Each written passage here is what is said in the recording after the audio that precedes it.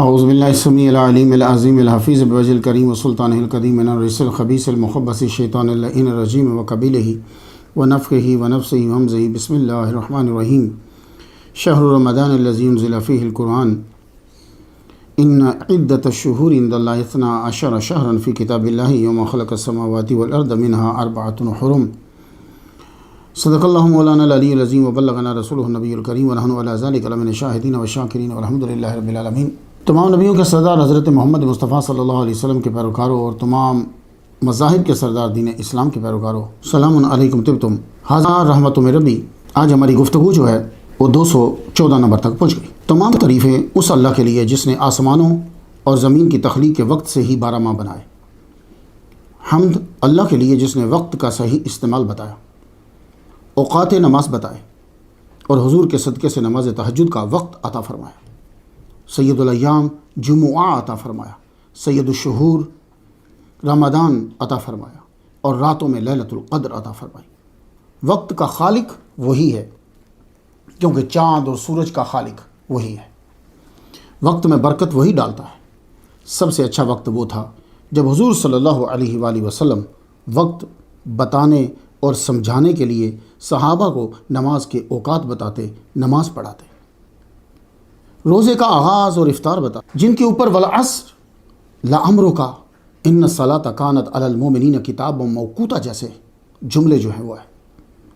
صلاۃ و سلام حضور صلی اللہ علیہ وآلہ وسلم پہ، جن کی وجہ سے قوموں پہ اچھا وقت آیا، جنہوں نے سال کو صحیح بنایا، جنہوں نے اوقات میں چھپے ہوئے اسرار بتائے اور کرنے کے اعمال بتائے، اور حضور کی وجہ سے ہماری کچھ اوقات بنی۔ صلاۃ و سلام حضور کی والدہ ماجدہ سیدہ آمنہ رضی اللہ تعالیٰ عنہا پر۔ حضور کا ہر پیارا ہماری آنکھوں کا تارا۔ کامیاب وہی مسلمان ہے جس نے اپنے لمحوں کو بچا لیا اور صحیح استعمال کیا۔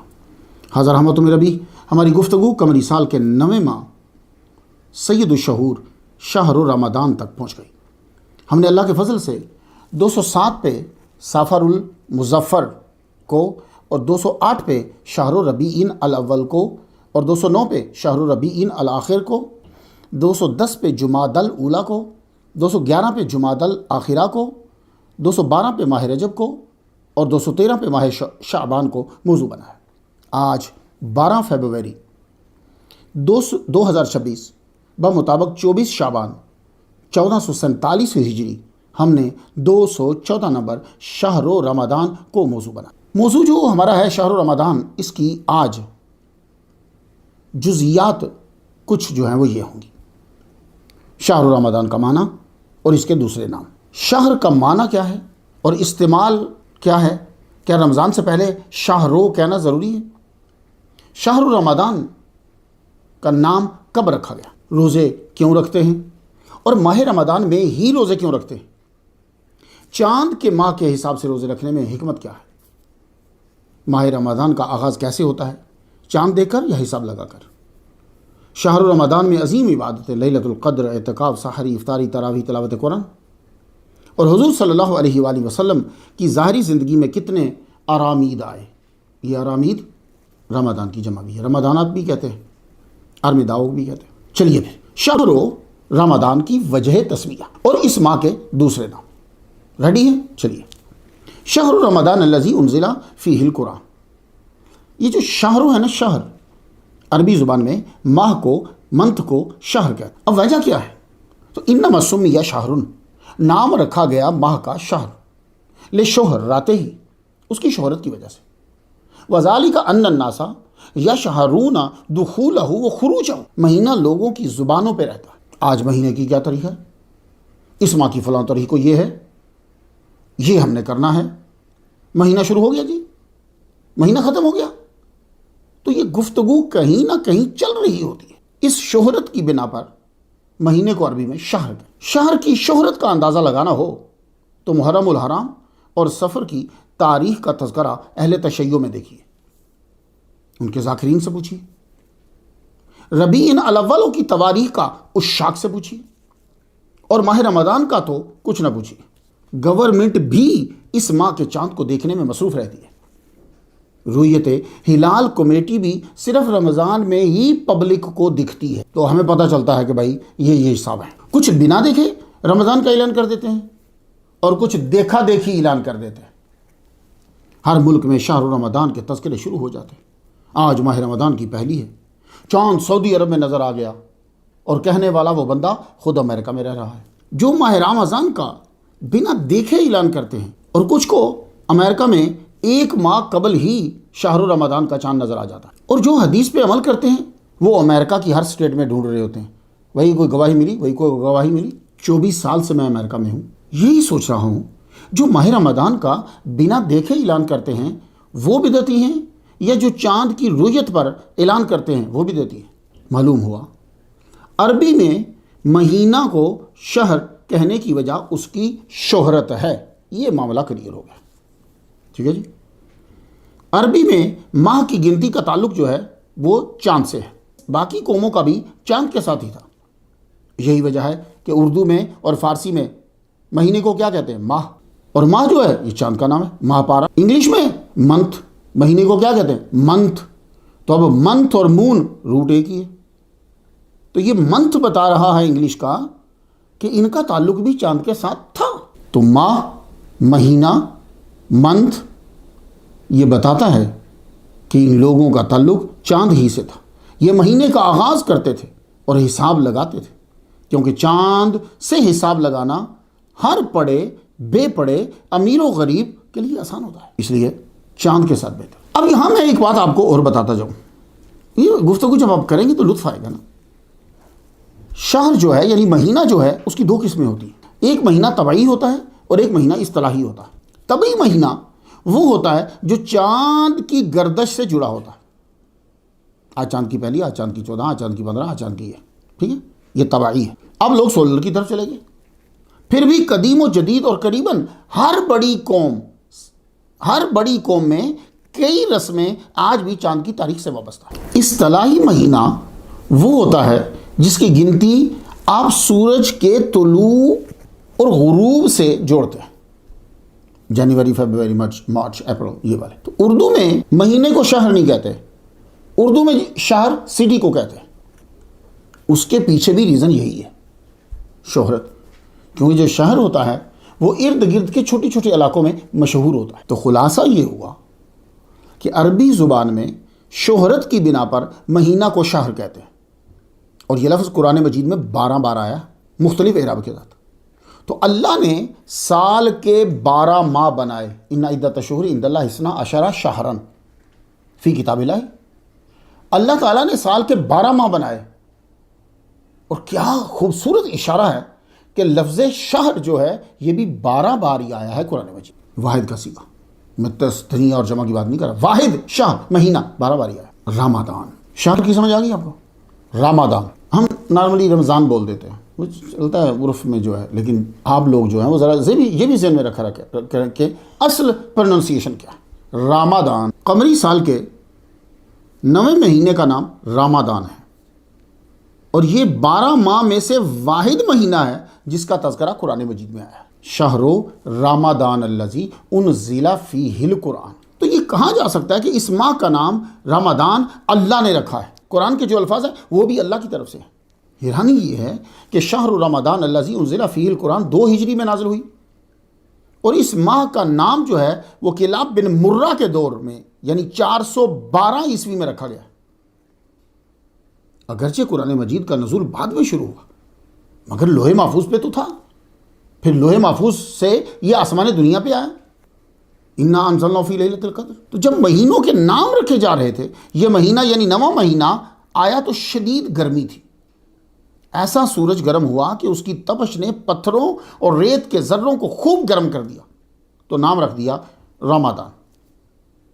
یہ اتفاق بھی ہو سکتا ہے کہ اس متبرک ماہ کا نام جو اللہ کی کتاب میں تھا وہی لوگوں کے خیالوں سے زبان تک آ گیا، کیونکہ یہ سید الشہور ہے۔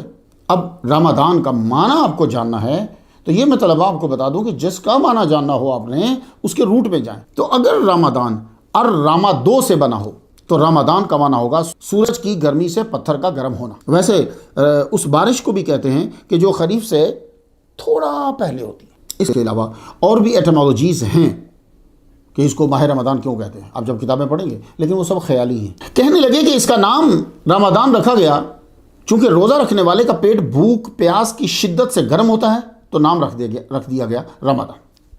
ایٹمالوجی۔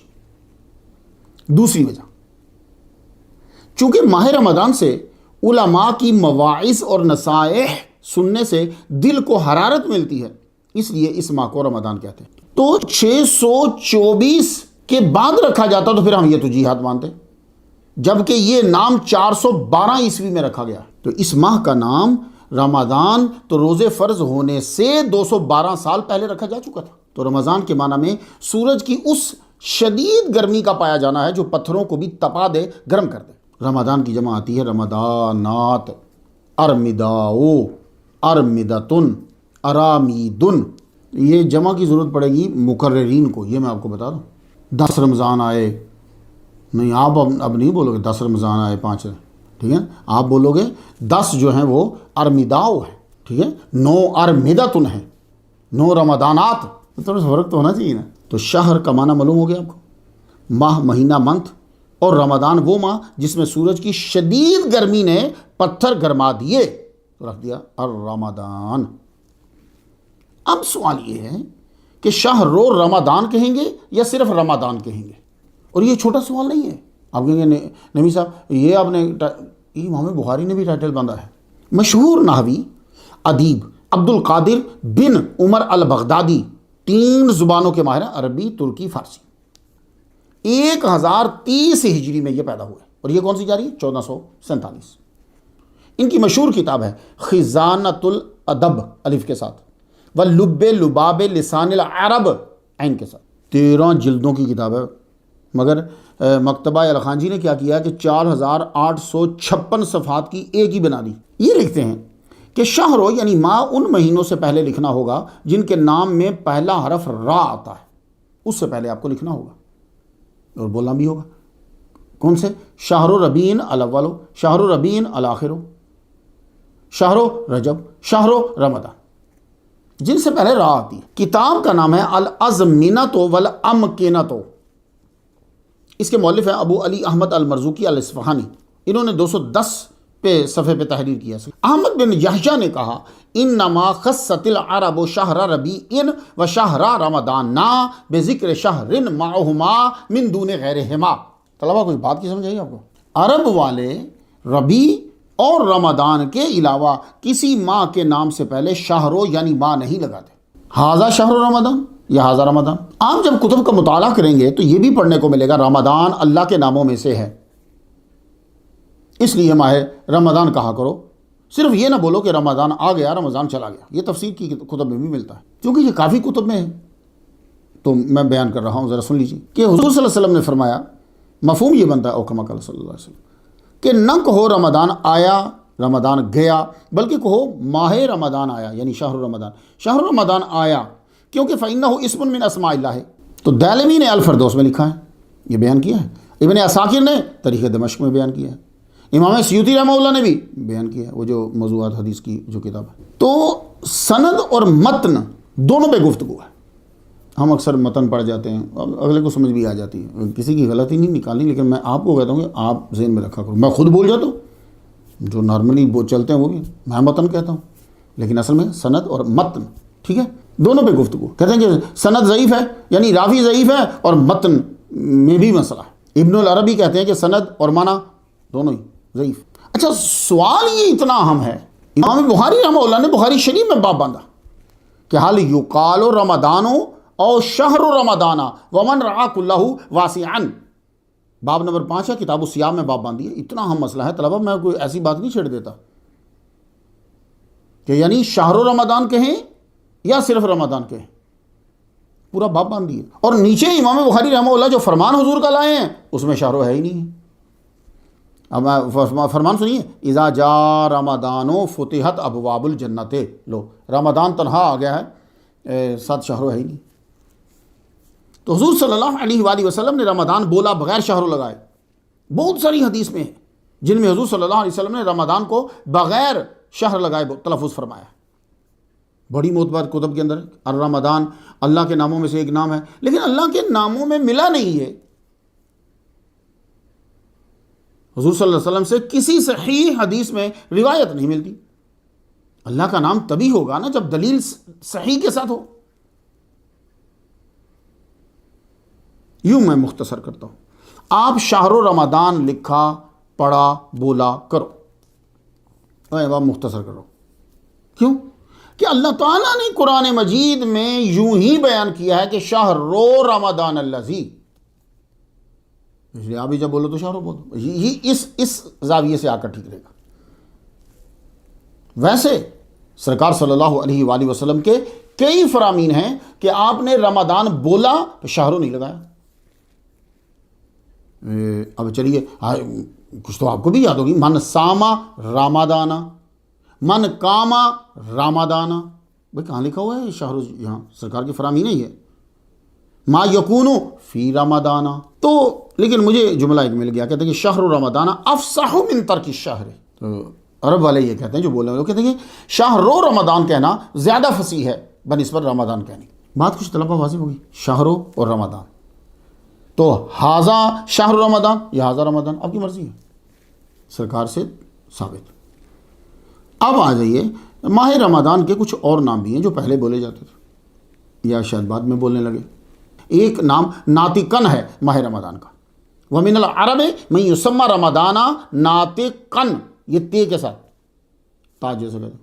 امام سیوطی رحمۃ اللہ علیہ کی ایک کتاب ہے الشماریخ فی علم التاریخ، اسے آپ کو نام کم ہی سنے ہوں گے، تو الشماریخ فی علم التاریخ، یہ آپ علامہ جلال سیوطی رحمۃ اللہ کی اسکرین پہ دیکھیں تھے۔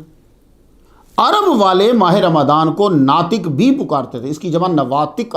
عباسی شاعر ہے ایک، المفضل ابن محمد الدبی، 100 ہجری میں یہ کوفہ میں پیدا ہوا۔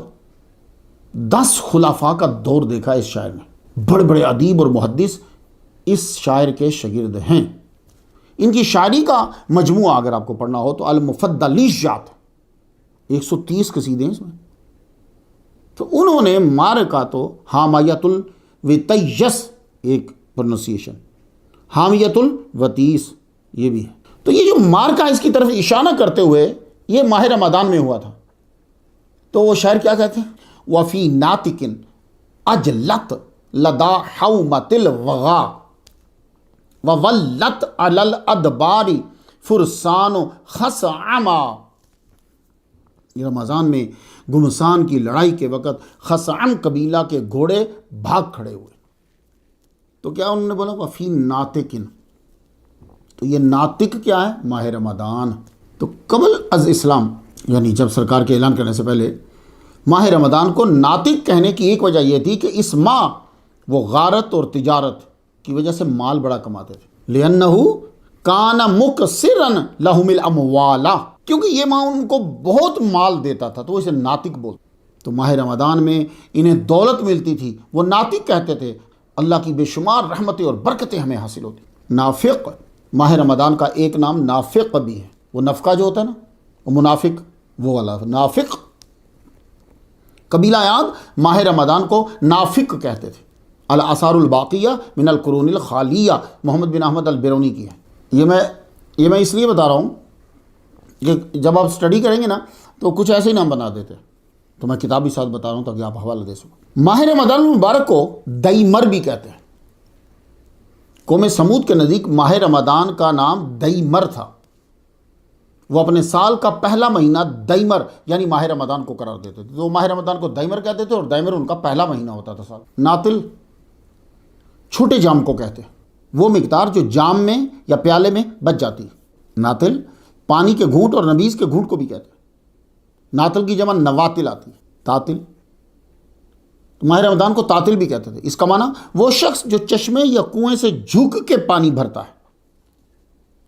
اطالا یا تلو اطلن۔ ماہ رمضان کا نام حنتم بھی تھا، قبل از اسلام ماہ رمضان کو حنتم بھی کہتے تھے۔ الآثار الباقیہ من القرون الخالیہ 72 کے اوپر۔ اب حنتم کا معنی کیا ہے؟ تو مسلم شریف سے میں آپ کو ایک حدیث سناتا ہوں، کتاب الاشربہ سے۔ فائدہ کیا ہوگا؟ حدیث بھی سن لیں گے، حنتم کا معنی بھی سمجھ میں آ جائے گا، ڈبل برکت ہو جائے گی۔ ابی ہریرہ رضی اللہ تعالیٰ عنہ کہتے ہیں حضور صلی اللہ علیہ وآلہ وسلم نے عبد القیس کے وفد سے کہا کہ انہاکم عن الدباء والحنتم والنکیر والمقیر، برکت کی حدیث سنی، میں تم کو منع کرتا ہوں 4 برتنوں کے استعمال سے۔ الدباء، تو دبا کسے کہتے ہیں؟ کدو، اس کو کھوکھلا کر کے تو اس کو جگ بنا لیتے تھے شراب پینے کے لیے، تو دبا ہے وہ۔ حنتم، چھوٹا سبز رنگ کا مٹی کا گھڑا، الجرو، حنتم، سمجھ آ گئی حنتم کی۔ نکیر، درخت کی جڑ کھوکھلی کر کے اس میں شراب رکھتے تھے، اسے نکیر کہتے تھے۔ کوئی درخت ملا نا اس کو اچھی طرح بنا ہوئے گڑ گڑ کے یوں تو اس کے اندر شراب رکھتے، اسے نکیر کہتے تھے۔ مقیر، ورنشڈ جار کو بولتے، یہ بھی مٹکے کی شکل۔ تو ناتل، تاتل، حنتم، ان کے معنی میں ناتل، تاتل، حنتم، ان کے معنی میں پانی، جام، شراب اور ان کے برتنوں کی طرف اشارہ مل رہا ہے۔ وجہ یہ ہے کہ زمانہ جاہلیت میں عرب خوب شراب پیتے تھے، شعبان میں خوب مال کمایا، آگے رمضان پی پی کے اڑایا۔ یہی وجہ کہ ہر قبیلے نے اس ماہ کو وہی نام دیے جو میخانہ، جام، شراب کے گرد گھومتے۔ یا اللہ تیرا شکر، حضور صلی اللہ علیہ وآلہ وسلم کے صدقے سے ماہ رمضان میں قیام دیا، سیام دیا۔ اب آ جاؤ جو بعد میں نام رکھے جا رہے، شہر القرآن۔ حضور کے اعلان نبوت سے پہلے ماہ رمضان میں زیادہ تر پینے پلانے کا کام چلتا تھا۔ حضور کے صدقے سے جب ہمیں اس ماہ روزے ملے تو جو عنایات ہوئیں ان کو لے کر اس ماہ کے پھر نام رکھے گئے۔ تو جتنے نام اتنی فضیلت اور اہمیت۔ یہ علامہ صاحب ہیں، یہ قاری صاحب ہیں، ٹھیک ہے، یہ حافظ صاحب ہیں، یہ مفتی صاحب، جتنے نام بڑھتے جائیں گے فضیلت اہمیت بڑھتی جائے گی۔ ماہ رمضان المبارک کو قرآن کا مہینہ بھی کہتے ہیں کیونکہ پہلی وحی جو ہے اقرأ بسم ربک الذی خلق، اسی میں۔ اور آسمان دنیا پہ جو قرآن مجید آیا ہے وہ بھی ماہ رمضان میں آیا ہے، انا انزلناہ فی لیلۃ القدر، تو ہوا نا، پھر شہر القرآن ہو گیا نا۔ جبریل علیہ السلام ماہ رمضان میں ہی حضور صلی اللہ علیہ وسلم سے قرآن کا دور فرماتے تھے، ہوا نا شہر القرآن۔ اور پھر سرکار کا فرمان ہے مشکات المصابیح کتاب الصوم میں، الصیام والقرآن یشفعان للعبد، قرآن کو اور ماہ رمضان کو اکٹھا بیان کر دیا۔ تو قرآن مجید کا اور ماہ رمضان کا گہرا تعلق ہے۔ اور اللہ کا یہ فرمان، شہر رمضان الذی انزل فیہ القرآن، ماہ رمضان وہ ماہ ہے جس میں قرآن اتارا گیا۔ ان اشاروں کی وجہ سے ماہ رمضان شہر القرآن کہلوایا۔ شہر الصیام، چونکہ اللہ نے حکم فرمایا فمن شاہد منکم الشہر فلیصمہ، تو شہر الصیام اس کا نام رکھ گیا، روزوں کا مہینہ۔ ماہ رمضان کے روزے عاقل بالغ مسلمان تندرست مقیم پہ فرض، تو اس لیے اسے روزوں کا مہینہ بھی پکارتے۔ شہر مبارکن، اس کا نام شہر مبارکن بھی ہے، یہ نام حضور صلی اللہ علیہ وسلم کی زبان مبارک سے ادا ہوا ماہ رمضان کے لیے۔ نسائی شریف کتاب الصیام، اتاکم رمضان شہر مبارک فرض اللہ عز وجل علیکم صیامہ۔ شہر مبارکن کہا سرکار نے، شہر عظیم، شہر الصبر، شہر المواسات، یہ نام بھی حضور صلی اللہ علیہ وسلم کی زبان پاک سے ماہ رمضان کے لیے ادا ہوئے۔ ربیع الفقراء، یہ بھی ماہ رمضان کا نام ہے، ٹھیک ہے۔ یہ جب ماہ رمضان زندگیوں میں آ گیا، سرکار کی عنایات ہوئیں، وقت کو گزارنے کے صحیح اعمال بتائے، تو اب اس کے نام یوں آ رہے ہیں، ربیع الفقراء۔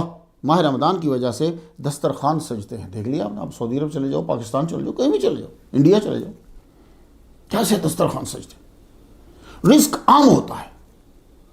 غربا بھی آسانی سے وہ نعمتیں روزانہ کھا لیتے ہیں جو وہ روزمرہ میں نہیں کھا سکتے۔ اور پھر فطرانہ بھی لازم ہوا، اور پھر زکوٰۃ کا شوق لوگوں میں ہے کہ ہمیں ماہ رمضان میں دینا ہے، زیادہ ثواب ہو۔ تو یہ فقراء کی بہار ہے، ربیع الفقراء، ماہ رمضان فقراء کی بہار ہے۔ ہمارے قمری کیلنڈر کا 9واں مہینہ رمضان ہے، تو عیسوی کیلنڈر کا 9واں مہینہ سپٹمبر ہے۔ اردو میں ہم ستمبر بول دیتے ہیں، لیکن یہ SEPT ہے، تو کوئی بات نہیں، وہ بھی غلط نہیں ہے، وہ یہ اڈاپٹ کیا ہے، لیکن آپ یاد رکھیں گے یہ سپٹمبر ہے، SEPT. تو یہ کیا ہے؟ سپٹم.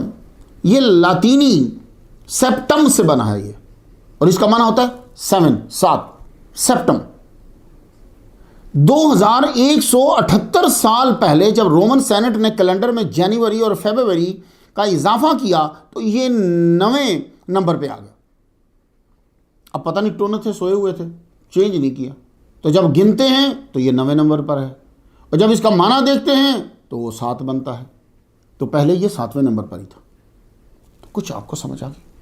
تو ماہ رمضان ہمارا 9واں ہے، ان کا بھی 9واں ہے سپٹمبر، لیکن اس کا مطلب 7 ہے.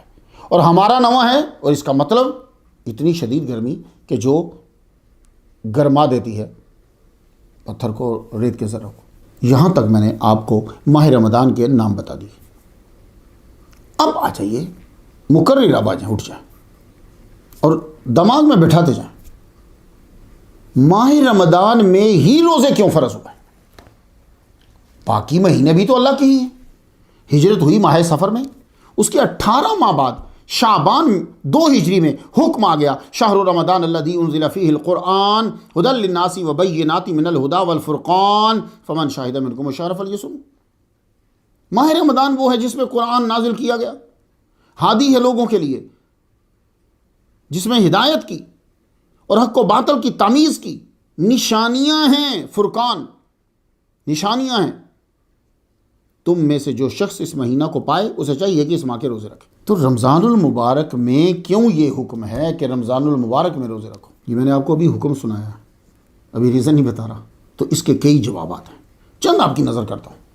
یہ میں آپ کو شوق دلانے کے لیے کر رہا ہوں، اور ہر ایک کا حصہ میں نے آپ کو بتانا، ہر ایک کا حصہ ہوتا ہے. آپ تحقیق کریں گے اور ملیں گے. لیکن جب یہ سوال بنا کر آپ جمعہ کی تقریر کریں گے تو لطف آئے، چاہے بات پرانی بھی ہو. تو ماہ رمضان المبارک میں ہی روزے کیوں فرض ہوئے؟ ہم اسی مہینے میں کیوں رکھو؟ اور باقی مہینے اللہ کے نہیں ہیں، وہ بھی ہیں، لیکن آپ وجہ سنتے جائیے اور گنتے جائیے، جتنی یاد رہ جائیں کافی. پہلی وجہ تو یہ ہے، یہ ہمارے ہر مسلمان کا طریقہ ہونا چاہیے. پہلی وجہ یہ ہے کہ اللہ نے ہمیں حکم دیا، فمن شاہد منکم الشہر فلیصمہ. اللہ نے حکم دیا. ہمارے سردار حضرت محمد مصطفیٰ صلی اللہ علیہ وسلم نے فرمایا ہے، تمہارے پاس ماہ رمضان آ رہا ہے، وہ بابرکت مہینہ ہے، اللہ نے اس کے روزے تم پر فرض کیے ہیں. تو ہمارے اللہ اور اس کے رسول نے کہہ دیا. یہ ہماری سب سے بڑی وجہ ہوتی ہے، باقی ہم ویسے بولتے رہتے ہیں. اللہ اور اس کے رسول. اب دوسری وجہ کیا ہے؟ دوسری وجہ ماہ رمضان میں روزے اس لیے رکھے گئے، فرض کیے گئے کہ تمام آسمانی کتب اور پیمفلٹس، صحیفے جسے کہتے ہیں، ان ھذا لفی الصحف الاولی صحف ابراہیم و موسیٰ، یہ پیمفلٹ جو ہیں یہ ماہ رمضان میں ہی ہیں. کتابیں بھی اور پیمفلٹس بھی ماہ رمضان میں ہی ہیں. نام چاہے جو مرضی ہو اس کا. جی اب جمعہ کو آپ فرائیڈے بولیں تو جمعہ نہیں رہے گا، وہ ادینہ بولو گے تو عروبہ بولو گے، ڈے آف اسمبلی بولو گے تو کیا وہ جمعہ نہیں رہے گا؟ جمعہ ہی رہے گا. آپ پریشان ہو جاتے، اچھا جی یہ جمعہ تو اب ہے، یہ رمضان تو اب ہے. نہیں، جو بھی تھا اللہ نے پہلے ہی 12 میں، یہ اس لیے میں بار بار ایک آیت کو بول رہا ہوں کہ زمین و آسمان کی تخلیق سے ہی 12 مہینے تھے، اور ماہ رمضان کا نام آ رہا ہے تو اس کا مطلب رمضان نام تھا لوح محفوظ پہ. تو سارے آسمانی صحیفے کب اترے ہیں؟ کس مہینے میں؟ ماہ رمضان. اس ماہ کی پہلی شب کو ابراہیم علیہ السلام پر صحیفوں کا نزول ہوا ہے. الترغیب و ترہیب پڑھ لیجیے اور مسند امام احمد پڑھ لیجیے 16,678. اس ماہ کی چھٹی شب کو موسیٰ علیہ السلام پہ تورات نازل ہوئی. اس ماہ کی 12 تاریخ کو حضرت داؤد علیہ السلام پہ زبور نازل ہوئی. اس ماہ کی 18 تاریخ کو حضرت عیسیٰ علیہ السلام پہ انجیل اتری. مسند امام احمد میں کہ 13 گزر گئی تھی تو نازل ہوئی. رمضان المبارک کی ہی وہ گھڑیاں تھیں جب حضور صلی اللہ علیہ وآلہ وسلم پر پہلی وحی اتری، اقرأ بسم ربک الذی خلق. تو رمضان المبارک میں ہی قرآن مجید لوح محفوظ سے آسمان دنیا پہ آیا. تو یہ آپ کو اشارہ ملے گا انا انزلناہ فی لیلۃ القدر، انا انزلناہ فی لیلۃ مبارکہ میں بھی، حامیم والکتاب المبین انا انزلناہ فی لیلۃ مبارکہ. تیسری وجہ یہ ہے ماہ رمضان میں ہی روزے فرض ہوئے کہ اس مہینے کے اندر ثواب زیادہ ملتا ہے، اللہ تعالیٰ کی عطا بڑھ جاتی. مشکات المصابیح کتاب صوم میں ہے، صحیح ابن خزیمہ اس میں ہے، امام بہقی نے شعب الایمان میں لکھا ہے. حدیث طویل ہے، محدثین راویوں کی وجہ سے ذوف کا حکم لگا ہے. میں آپ کو متعلقہ حصہ سناتا ہوں بس. وقیام لیلہ تطوعا، میں شروع سے نہیں پڑھ رہا، نہ پوری پڑھ رہا ہوں. وقیام لیلہ تطوعا من تقرب فیہ بخصلۃ من الخیر کان کمن ادى فریضۃ فیما سواہ ومن ادى فریضۃ فیہ کمن کان ادى 70 فریضۃ فیما سواہ. مفہوم کیا بنے گا؟ رمضان کی رات کا قیام نفلی ہے، یعنی فرض نہیں ہے. جو شخص اس مہینہ میں نیک عمل کر کے اللہ کا قرب حاصل کرتا ہے وہ اس شخص کی طرح جس نے کسی دوسرے مہینہ میں فرض ادا کیا ہو، اور جس نے ماہ رمضان میں فرض ادا کیا وہ اس شخص کی مانند ہے جس نے کسی اور ماہ میں 70 فرض ادا کیے. یہ بات کہاں ہے طلبہ؟ آپ کو یاد کرنا ہے، ٹھیک ہے نا. جب آپ ہائی اوپر جاؤ گے نا تو پھر ذرا مسئلہ بن جاتا ہے. تو مشکات المصابیح کتاب الصوم اور صحیح ابن خزیمہ اور امام بہقی نے شعب الایمان میں سے نقل کیا، ٹھیک ہے. اب دوسری حدیث سن لیجیے. ابن ماجہ کتاب المناسک میں ہے کہ ثواب بڑھتا ہے کہ نہیں بڑھتا.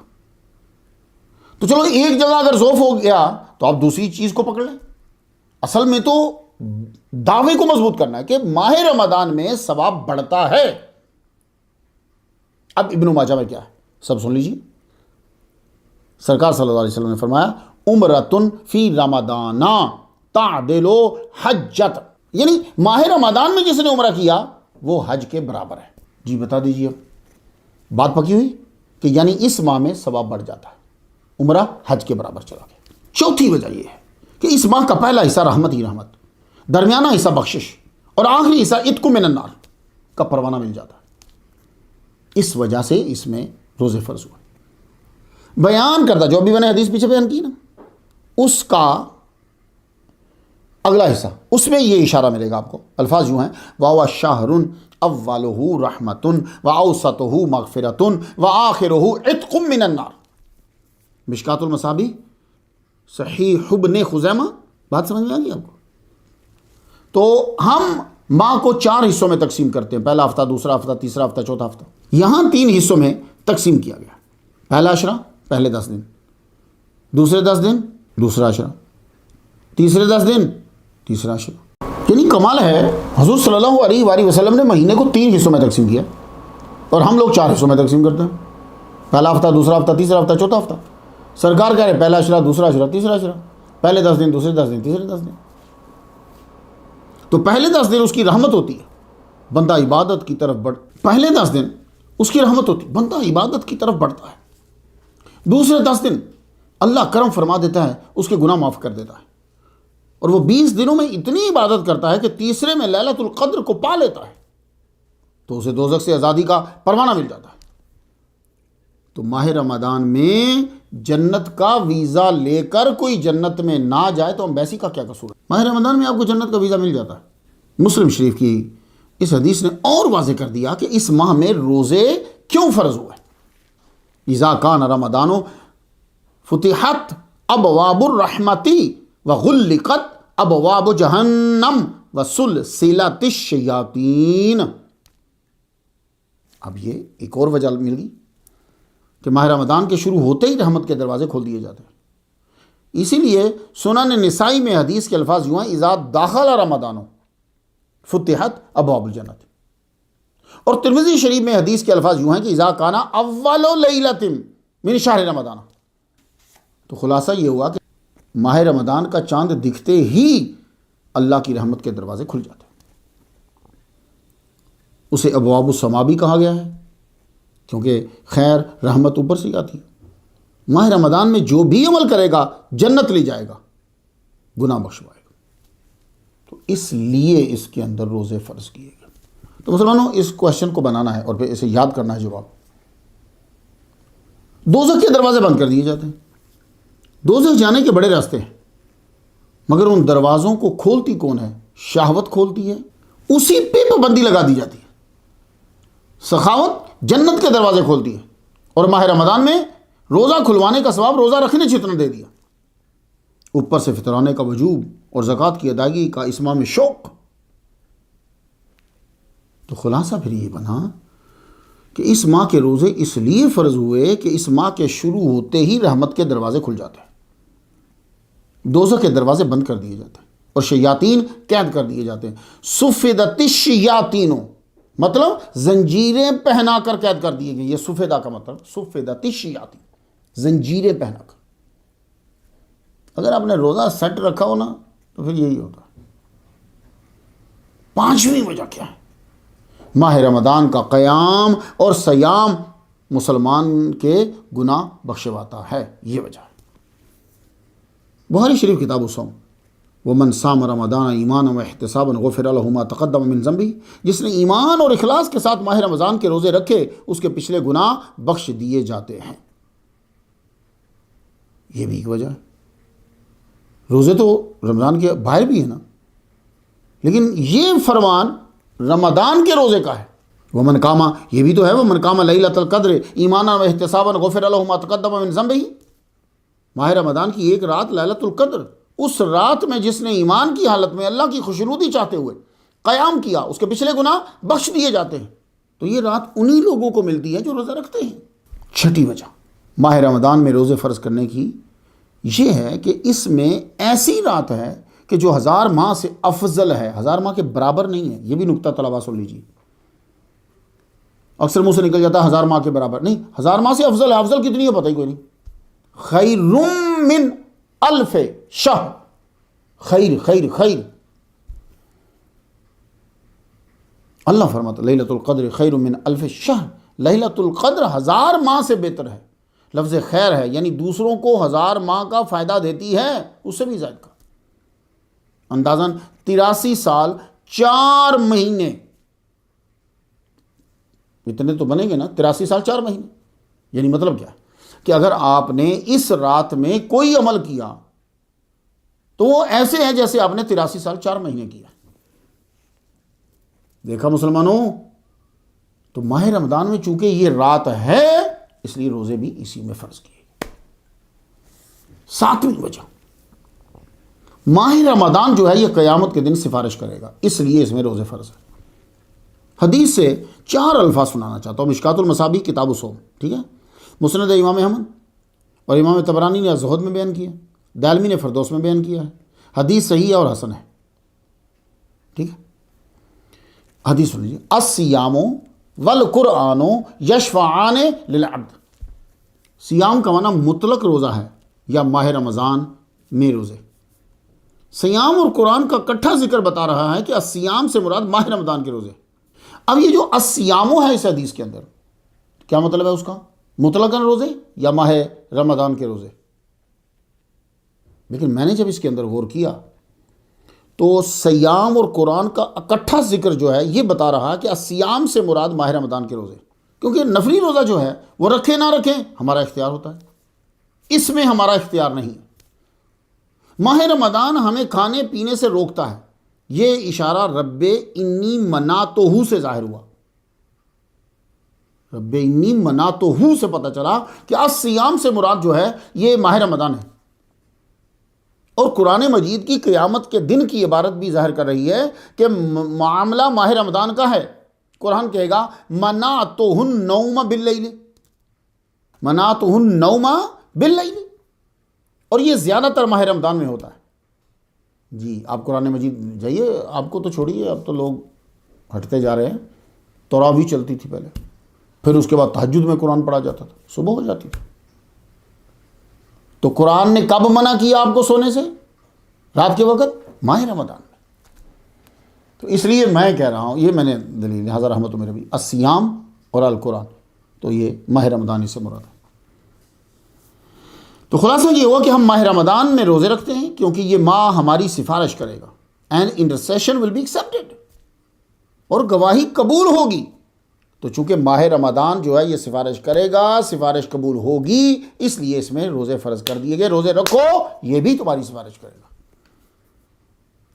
8ویں وجہ، 8ویں وجہ کیا ہے؟ 8ویں وجہ یہ ہے، میں خلاصہ سنا دوں. ایک آدمی نے 2025 میں ماہ رمضان کے روزے رکھے، تو 2026 میں بھی اس نے ماہ رمضان کے روزے رکھے، اللہ نے توفیق دی. تو یہ بیچ کے گناہ جو ہے یہ بخشوا. اب حدیث سن لیجیے تاکہ بات پکی ہو جائے. صغیرہ گناہ بیچ کے معاف. یہ حدیث مسلم شریف میں کتاب طہارہ میں ہے، الصلوات الخمس والجمعۃ الی الجمعۃ والرمضان الی رمضان، ٹھیک ہے نا، رمضان کی نون پہ زیر نہیں آئے گی، الی رمضان مکفرات ما بینہن اذا اجتنب الکبائر، مشکات المصابیح کتاب الصلاۃ میں صحیح حدیث ہے یہ۔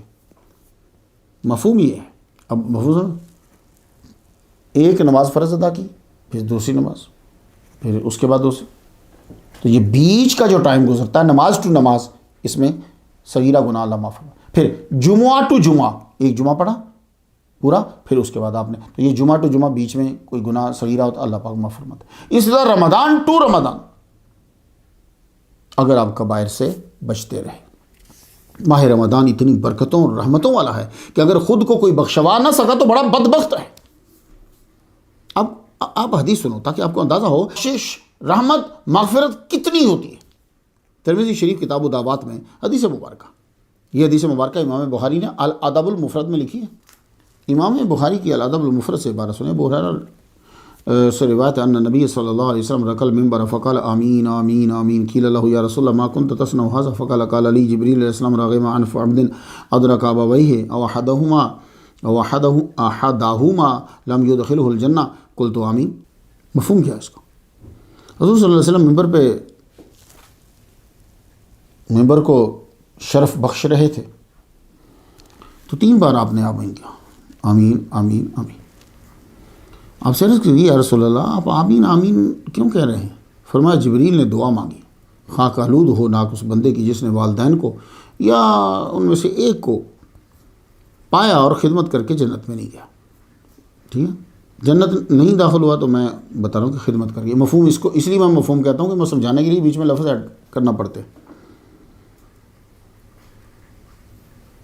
معلوم ہوا کہ ماں باپ کی خدمت جنت میں لی جاتی۔ میں نے کہہ دیا آمین۔ پھر جبریل بولے خاک آلود ہو اس بندے کی ناک، ماہ رمضان اس پہ داخل ہوا مگر وہ خود کو بخشوا نہ سکا۔ سن لیا آپ نے، ماہ رمضان اس پہ داخل ہوا، آیا، اور وہ خود کو بخشوا نہ سکا۔ اتنی بخششیں اور رحمتیں ہوتی ہیں۔ میں نے کہا آمین۔ اس بات سے معلوم ہوا کہ ماہ رمضان میں خود کو بخشوانے کے بے شمار مواقع ہیں۔ کوئی مردہ ہی ہوگا جو 30 دن کے اندر اپنی مغفرت نہ کروا سکے۔ پھر انہوں نے کہا خاک آلودہ ہو اس کی ناک، بڑے شرم کی بات ہے، یعنی اس کا مطلب یہ بھی بڑے شرم کی بات ہے کہ بندے کے سامنے آپ کا ذکر کیا گیا اور اس نے آپ پہ درود نہیں پڑھا، تو میں نے کہا آمین۔ کچھ سمجھ آ گئی؟ میں وجوہات طلبہ بتا رہا ہوں، جب آپ اپنے انداز سے بیان کرو گے تو پھر تو اور ہی لطف آئے گا، آپ ماشاءاللہ نکلو گے۔ ماں باپ ہمیں اس قابل بناتے ہیں کہ ہم نیکی کر سکیں، ان کی خدمت جنت لے جاتی۔ ماہ رمضان میں بے شمار نیکیاں اللہ کی خصوصی رحمت کے جھرمٹ میں ہوتی ہیں، کوئی لمحہ بھی رحمت سے خالی نہیں ہوتا۔ ماہ رمضان آ کر چلا گیا، وہ گناہ گار کا گناہ گار ہی رہا تو بڑا ہی بدبخت ہے۔ پانی کا جگ بھرا ہوا تھا اور وہ پیاسا مر گیا۔ حضور کے صدقے ہمیں ہر اچھی چیز کی خبر ہوئی تو ضروری ہے جب ذکر ہو تو عقیدت کا ہے۔ اب حضور صلی اللہ علیہ وآلہ وسلم کے ذریعے سے ہی تو ہمیں پتہ چل رہا ہے۔ ماہ رمضان تو پہلے بھی تھا نا، تو بتایا کس نے؟ حضور پاک نے۔ تو ان کے ذریعے سے ہمیں ہر اچھی چیز ملی ہے، تو پھر بندہ تو ہے نا کہ جب ان کا نام آئے تو عقیدت کا اظہار ہو، اور عقیدت کے اظہار میں سب سے بہترین چیز محمد مصطفیٰ صلی اللہ علیہ وسلم پہ صلاۃ وسلام۔ 8ویں وجہ، ماہ رمضان میں روزے اس لیے فرض ہوئے کہ اس میں رحمت، مغفرت، کرم بے شمار ہوتا ہے۔ سنن نسائی شریف کتاب الصیام میں حدیث ہے، سنتے جو ینادی منادن کل لیلۃ یا طالب الخیر ہلم و یا طالب الشر امسک، یعنی آواز آتی ہے۔ میرے والد صاحب پڑھا کرتے تھے، سید طالب حسین شاہ بن غلام حسین شاہ رحمۃ اللہ علیہ، سعادت کے جلوں میں رحمت پروردگار آئی، مسلمانوں کے گھر چل کر خدا کا لطف عام آیا، در میں خانہ رحمت کے پٹ جبریل نے کھولے ہیں، ترستے تھے جسے میں خار گردش میں وہ جام آیا۔ تو طلباء اور بھی بہت سی وجوہات ہوں گی، مگر آپ کی توجہ دلائی ہے میں نے۔ آپ تقریر میں یہ سوال اٹھا کر تقریر کریں گے تو سنی ہوئی باتیں بھی نہیں لگیں گی، اور سامعین توجہ سے سنیں گے، پھر عمل آسان ہوگا۔ اب میں اس طرف آتا ہوں کہ روزے کیوں فرض کیے گئے، ماہ رمضان میں کیوں فرض کیے گئے۔ اب یہ ہے کہ روزے کیوں فرض کیے گئے۔ آپ یہ بھی کہہ سکتے ہیں روزے کے فوائد کیا ہیں۔ پہلی وہی وجہ جو میں آپ کو بتا چکا ہوں کہ ہمارے اللہ اور اس کے رسول کا حکم ہے۔ ہمارے اللہ نے فرمایا یا ایھا الذین آمنوا کتب علیکم الصیام، دوسرا پارہ دوسری سورہ آیت نمبر 182، اے ایمان والو تم پہ روزے فرض کیے گئے کما کتب علی الذین من قبلکم، جیسا کہ تم سے پہلوں پہ فرض کیے گئے، لعلکم تتقون، شاید کہ تم متقی بن جاؤ۔ یہ شاید تمہاری وجہ سے ہے، اللہ پاک کی طرف سے شاید نہیں، تمہاری، شاید کہ تمہیں پرہیزگاری ملے۔ اور ہمارے سرکار نے کیا فرمایا، سنن ابن ماجہ کتاب و اقامت الصلاۃ و سنہ میں یہ حدیث ہے، شہر کتب اللہ علیکم صیامہ وسننت لکم قیامہ فمن سامہ وقامہ ایمانا واحتسابا خرج من ذنوبہ کیوم ولدتہ امہ۔ اللہ اکبر جل شانہ۔ نسائی شریف میں اتاکم رمضان شہر مبارک فرض اللہ عز وجل علیکم صیامہ۔ تو روزہ کیوں رکھتے ہیں، فائدہ کیا ہے اس کا؟ پہلا جواب یہی آئے گا، ہمارے اللہ نے فرض کیا، فرض اللہ، ہمارے محمد صلی اللہ علیہ وآلہ وسلم نے ہمیں بتایا ہے کہ یہ اللہ نے فرض کیا۔ روزہ گناہوں سے بچاتا ہے، متقی بناتا ہے، اس لیے روزہ فرض کیا گیا۔ اللہ نے اشارہ دیا لعلکم تتقون، تاکہ تم متقی بنو، اس لیے تم پہ اور تم سے پہلوں پہ روزے فرض کیے گئے۔ تو کسی نے صحیح کہا ہے، fasting is God secret weapon against the enemies strong holds. روزہ اللہ کی طرف سے بندے کو ایک خفیہ اسلحہ ملا ہے دشمن شیطان کا قلعہ اڑانے کے لیے۔ روزہ کیوں فرض ہوا، فائدہ کیا ہے؟ روزہ ڈھال ہے۔ ہمارے حضور صلی اللہ علیہ وآلہ وسلم کے کیا کہنے، مخلوق میں عقل کل ہیں، پہلے ہی فرما دیا الصیام جنۃ من النار کجنۃ احدکم من القتال، سنن ابن ماجہ کتاب الصیام کے اندر۔ مفہوم اس کا یہ ہوگا کہ روزہ رکھنا ڈھال کا سا کام دیتا ہے، آگ سے بچاؤ کے لیے، دوزخ سے بچاؤ کے لیے، بیماریوں سے بچاؤ کے لیے۔ جیسے تم میں سے کوئی جنگ میں ڈھال کا استعمال کرتا ہے، تلوار، تیر، نیزے کے وار سے بچنے کے لیے۔ جنت من النار بول کر یہ واضح کر دیا کہ وہ تمام اعمال جو آگ کی طرف لے جاتے ہیں، یہ روزہ ان سے بچانے کے لیے کارآمد ہے۔ دوسری وجہ روزہ رکھنے کی یہ ہوئی کہ روزہ گناہوں سے بچنے کا سبب بنتا ہے، ڈھال بنتا ہے، اور بندے کو متقی بناتا ہے۔ یہ فائدہ ہے روزے کا۔ طلباء آپ سمجھتے جائیے روزے کے فائدے کیا ہیں۔ بھائی میں تو فائدے بعد میں دوسروں کے بعد میں بیان کروں، پہلے میں تو اپنے اللہ رسول کا نام دوں گا، ہمارے لیے تو سب سے امپورٹنٹ یہ ہے۔ روزہ کیوں فرض ہوا؟ اس لیے کہ روزے کی جزا اللہ کی رضا ہے۔ مسلم شریف کتاب الصیام میں سے ایک حدیث سنیں، ایک عظیم خوشخبری ہے ماہ رمضان میں روزہ رکھنے والوں کے لیے، ایک عظیم خوشخبری۔ حضور صلی اللہ علیہ وسلم نے فرمایا ان اللہ عز وجل یقول ان الصوم لی وانا اجزی بہ۔ میں نے اپنے والد صاحب سے سنا تھا اجزا بہ، اب مفہوم کیا بنے گا؟ بے شک اللہ فرماتا ہے روزہ میری رضا کے لیے رکھا گیا ہے، اب یہ مفہوم یہی بنے گا، اور میں ہی اس کی جزا دوں گا، کیونکہ جب اس کی رضا کے لیے روزہ نہیں رکھا پھر ڈائٹنگ ہے، تو یہ کرنا پڑے گا آپ کو، مطلب من صام رمضان ایمانا و احتسابا، تو روزہ جو ہے وہ میری رضا کے لیے رکھا گیا تو میں اس کی جزا دوں گا، ورنہ اجزی بہی۔ اس کا مفہوم سمجھنا ہے تو سنن ابن ماجہ کتاب الادب کی صحیح حدیث سنیں آپ، کل عمل ابن آدم یضاعف لہ الحسنۃ بعشر امثالھا الی 700 ضعف، قال اللہ سبحانہ وتعالی الا الصوم فانہ لی وانا اجزی بہ۔ مفہوم یہ ہے کہ آدم کے بچوں کا ہر عمل، جو مسلمان ہیں، ہر عمل ان کے خلوص کا اجر پاتا ہے، 10 گنا سے لے کے 700 گنا تک۔ آپ نے ایک عمل کیا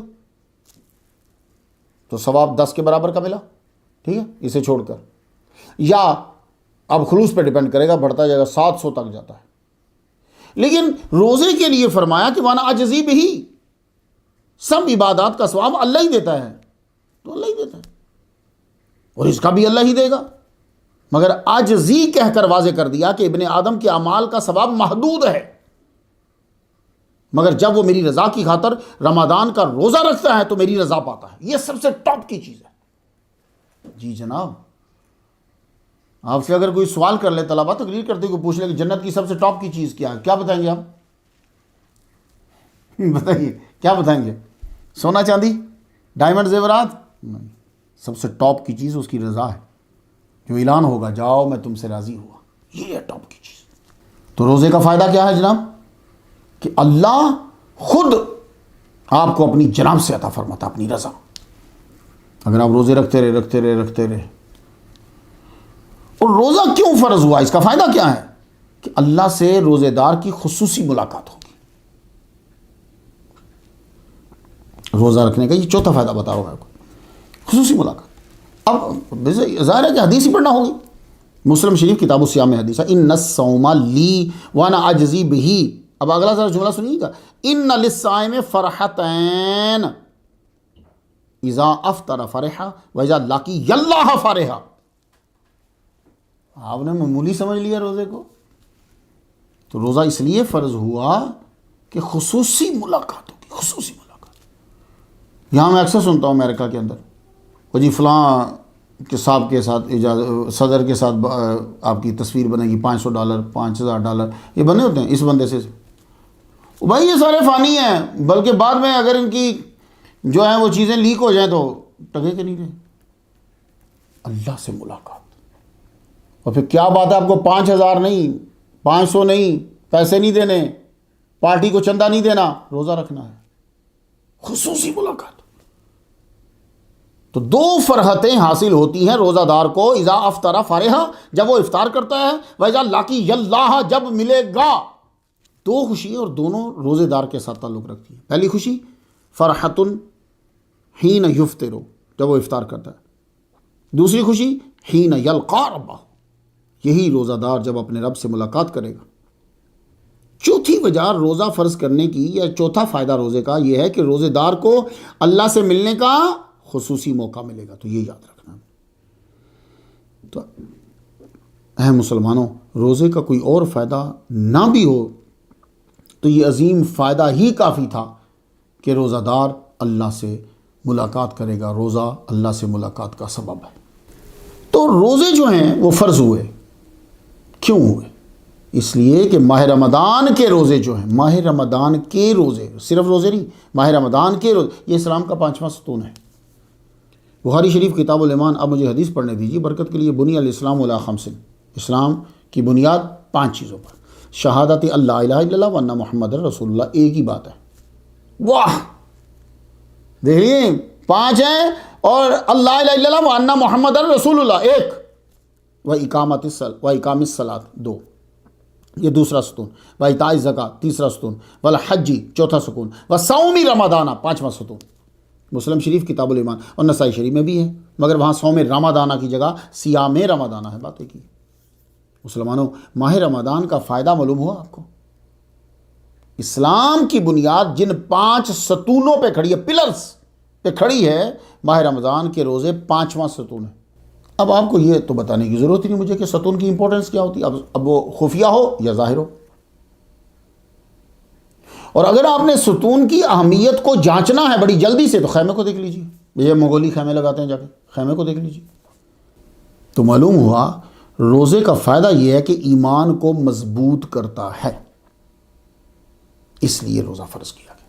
روزہ رکھنے کا چھٹا فائدہ یہ ہے کہ روزہ گناہوں سے روزے دار کو پاک کرتا ہے۔ اب حدیث سن لیجیے، من صام رمضان ایمانا و احتسابا غفر لہ ما تقدم من ذنبہ، بخاری شریف کتاب الایمان میں ہے۔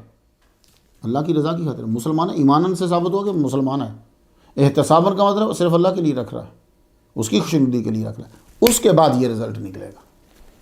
ڈائٹنگ وائٹنگ نہیں کر رہا، صرف اللہ کے لیے رکھ رہا ہے۔ تو روزے کا فائدہ کیا ہوگا؟ روزہ اس لیے لازم کیا گیا ہے، طلباء اب تو 4 جمعے دے رہا ہوں میں آپ کو، عنوان بناتے جائیے۔ ماہ رمضان میں ہی کیوں فرض ہیں، آپ کا جمعہ گزر گیا۔ روزے کیوں فرض کیے گئے، جمعہ گزر گیا۔ میں آپ کو اب یہ دیکھیے کہ رمضان روزے کیوں فرض ہوئے، اس لیے کہ روزہ جو ہے یہ کم از کم بندے کو 70 سال کے لیے دور کر دیتا ہے دوزخ سے. روزے دار کو جو اس نے اللہ کی رضا کی خاطر رکھا ہے 70 سال دوزخ سے دور کر دیتا ہے. مسلم شریف کتاب الصیام میں حدیث ہے. ابی سعید خدری رضی اللہ تعالیٰ عنہ کہتے ہیں حضور صلی اللہ علیہ وسلم کو فرماتے ہوئے سنا من صام یوما فی سبیل اللہ, ایک دن کا روزہ رکھا اللہ کی راہ کے لیے, ٹھیک ہے, اللہ کی خاطر ایک دن کا روزہ رکھا, باعد اللہ وجہہ, باعدہ سمجھ گئے نا, اللہ اس کے چہرے کو دور کر دے گا یعنی نار دوزخ سے 70 خریفاً. اب میں اس کا مفہوم بتاتا ہوں آپ کو. جو اللہ کی رضا کی خاطر ایک دن کا روزہ رکھتا ہے اس دن, کیونکہ نسائی شریف میں بذالک الیوم ہے, اس دن اللہ تعالیٰ اس کے چہرے کو دوزخ سے 70 موسم خزاں, 70 تو 70 موسم خزاں ایک ہی دفعہ تھا نا, تو 70 سال دور ہو گئے. یہ 70 کثرت کے لیے ہے جی, کیونکہ ایک جگہ نسائی شریف میں مسیرتا میاتا آمن ہے, 100 سال کی دوری, 100 سال کی دوری. یہ 100 بھی کثرت کے لیے آتا ہے, کیونکہ ایک جگہ ترمذی میں ہے کہ اللہ اس کے اور دوزخ کے درمیان خندق بنا دیتا ہے, اور وہ خندق اتنی بڑی ہوتی ہے جتنے آسمان اور زمین کے بیچ میں. تو مسلمانوں, عام روزہ دوزخ سے دور کر دیتا ہے 70 سال یا 100 یا اتنی بڑی خندق, اور یہ تو اس سے بھی زیادہ بن جائے گی. سوچو ماہ رمضان کا روزہ آپ کو کتنا دور کرتا ہوگا دوزخ سے. تو کچھ فائدے سمجھ میں آ رہے ہیں کہ روزہ کیوں فرض کیا. تو آپ سے پوچھے کیوں فرض کیا, تو پہلے تو اپنا دین پیش کرا کرو, دوسروں کو وہ بھی کر لیں گے ہم. تو روزہ کیوں فرض ہوا؟ روزہ جسم کی زکوٰۃ ہے. مشکات المصابیح اور ابن ماجہ سے میں حدیث پڑھنا چاہتا ہوں, لکل شیء زکوٰۃ و زکوٰۃ الجسد الصوم. روزہ جسم کی زکوٰۃ ہے. اب زکوٰۃ کا معنی کیا ہوتا ہے؟ 2.5 روپے. تو کیا ترجمہ کریں گے؟ روزہ جسم کا 2.5 روپے ہے. زکوٰۃ کا معنی ہوتا ہے طہارت. زکوٰۃ کا ایک معنی ہے صلاح, زکوٰۃ کا معنی برکت, زکوٰۃ کا معنی بڑھنا. تو معلوم یہ ہوا کہ روزہ جسم کی گندگی کو پاک کرتا ہے, جسم کے اعضاء کی صفائی ستھرائی کا کام کرتا ہے, اور یہ جسم کو طاقتور بناتا ہے. مسلمانوں کچھ بات سمجھ میں آ گئی؟ تو میں نے پہلے آپ کو اپنے دین سے دی, میں نے سرکار کے فرامین سے آپ کو بتا دی. اب آ جائیے ہم میڈیکل سائنس میں چلتے ہیں کہ روزہ انسان کی باڈی کو کیا فائدہ دیتا ہے. ٹھیک ہے, روزے کا معنی تو آپ کو آتا ہوگا نا, کیونکہ روزے کا اگر معنی نہیں نہ آتا تو پھر آگے چلنا مشکل ہو جائے گا. تو میں روزے کا معنی آپ کو بتا دوں. روزہ کو عربی میں صوم کہتے ہیں. ٹھیک ہے, روزہ روزہ روزہ عربی میں صوم, اور صوم کا لغوی معنی ہوتا ہے باز رہنا, باز رہنا. جیسے حضرت مریم علیہ السلام نے کیا جملہ کہا تھا جب انہوں نے اعتراض کیا ان کے اوپر؟ انی نظرت للرحمن صوما. اللہ کہتا ہے تم ان سے کہنا انی نظرت للرحمن صوما فلن اکلم اليوم انسیا. میں نے رحمان کے لیے نظر مانی ہے بات چیت سے باز رہنے کی. صوم سمجھ میں آ گیا, باز رہنا. تو شریعت میں کیا ہے؟ صبح صادق سے لے کر سورج غروب ہونے تک اللہ کی رضا کی خاطر صحبت سے کسی چیز کو پیٹ میں یا دماغ میں داخل کرنے سے باز رہنے کو صوم کہتے ہیں. تو جی روزے کا پھر کیا مطلب ہے؟ تو طلبہ یہ آپ کے لیے ہے. روزہ فارسی زبان کا لفظ ہے, یہ صوم کے برابر آ گیا. ٹھیک ہے, جیسے آپ نے خدا لفظ اللہ کے برابر لے آئے ہو, تو یہ روزہ صوم کے برابر آ گیا. تو روزے کا معنی کیا ہوتا ہے؟ چمک, چمک. ٹھیک ہے طلبہ, تو یہ یاد رکھنا. تقریر جب کیا کرو تو پھر نہیں, لیکن تحقیق اپنی کر کے پھر اللہ کا آپ پہ کرم ہوگا. تو روزہ کا معنی چمک. واہ. اب کچھ میڈیکل سائنس سے بھی سنتے جائیے. تو کوئی بچے ہیں, ویسے تو جس قوم کے پاس ان کے خالق کا جملہ وَأَن تَصُومُوا خَيْرٌ لَكُمْ, روزہ رکھنا تمہارے لیے بہتر ہے, اور ان کے رسول کا فرمان ہو الصوم جنۃ للناس, ان کو تو کسی طرف دیکھنا ہی نہیں چاہیے. یہ 2 جملے بہت کافی ہیں. مگر کیا کریں, آج کے بچے یونیورسٹی سے نکلتے ہیں تو سمجھتے ہیں کہ دین پرانا ہو گیا. تو ان کے لیے تھوڑی سی تحقیق میں دینے لگا. معذرت چاہوں گا میں. No money no dog, just fasting you are saved from diseases. Psychological effect of fasting. Psychological effect ہوتا ہے روزے کا. یہ ڈاکٹر ایلن کاٹ کی ذرا سن لیجیے. There are psychological effects of fasting too. Doctor Allan Cott wrote in his book Fasting as a Way of Life. Fasting brings a wholesome psychological rest for the digestive tract, central nervous system, and normalizes metabolism. اس کے علاوہ آپ diabetes کے اوپر جو ہے نا وہ control کر سکتے ہیں روزہ رکھ کے. You can control diabetes and disease during Ramzan. Diabetics know that stress increases the blood glucose by increasing the catecholamine level, but biofeedback or relaxation improves diabetic control. Thus, Islamic fasting during Ramadan should have potentially beneficial effect with regard to diabetic control. تو یہ sugar کے اوپر بھی control ہو سکتا ہے. یہ آپ کو جدید تحقیق بتا رہا ہوں میں. ہپوکریٹس بڑا مشہور گزرا ہے. Hippocrates the father of Western medicine was a Greek physician born in 460 BC on the island of Kos, Greece. He became known as the founder of medicine and was regarded as the greatest physician of his time.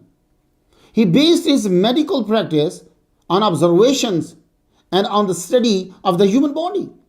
The father of medicine, Hippocrates, believed fasting enables the body to heal itself.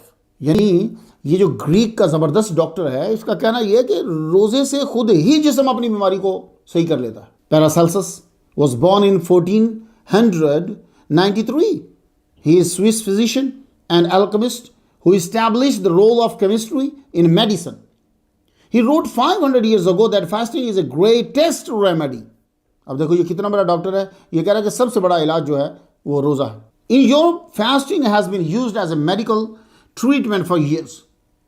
Many treatment centers, particularly those in Germany and Sweden, use medically supervised fasting. تو Europe کے اندر بھی روزہ مشہور ہوتا جا رہا ہے. Centres کھل گئے. In Taiwan, in 1984, workers who had severe chemical poisoning had dramatic improvement after a 10-day fast. اب 1984 کے اندر تائیوان میں وہ کیمیکل داخل ہو گیا اندر, تو اب علاج کیسے کیا؟ روزہ رکھوایا. اور یہ روزہ آپ پہ فرض نہیں ہوا, آپ سے پہلوں پہ بھی فرض تھا.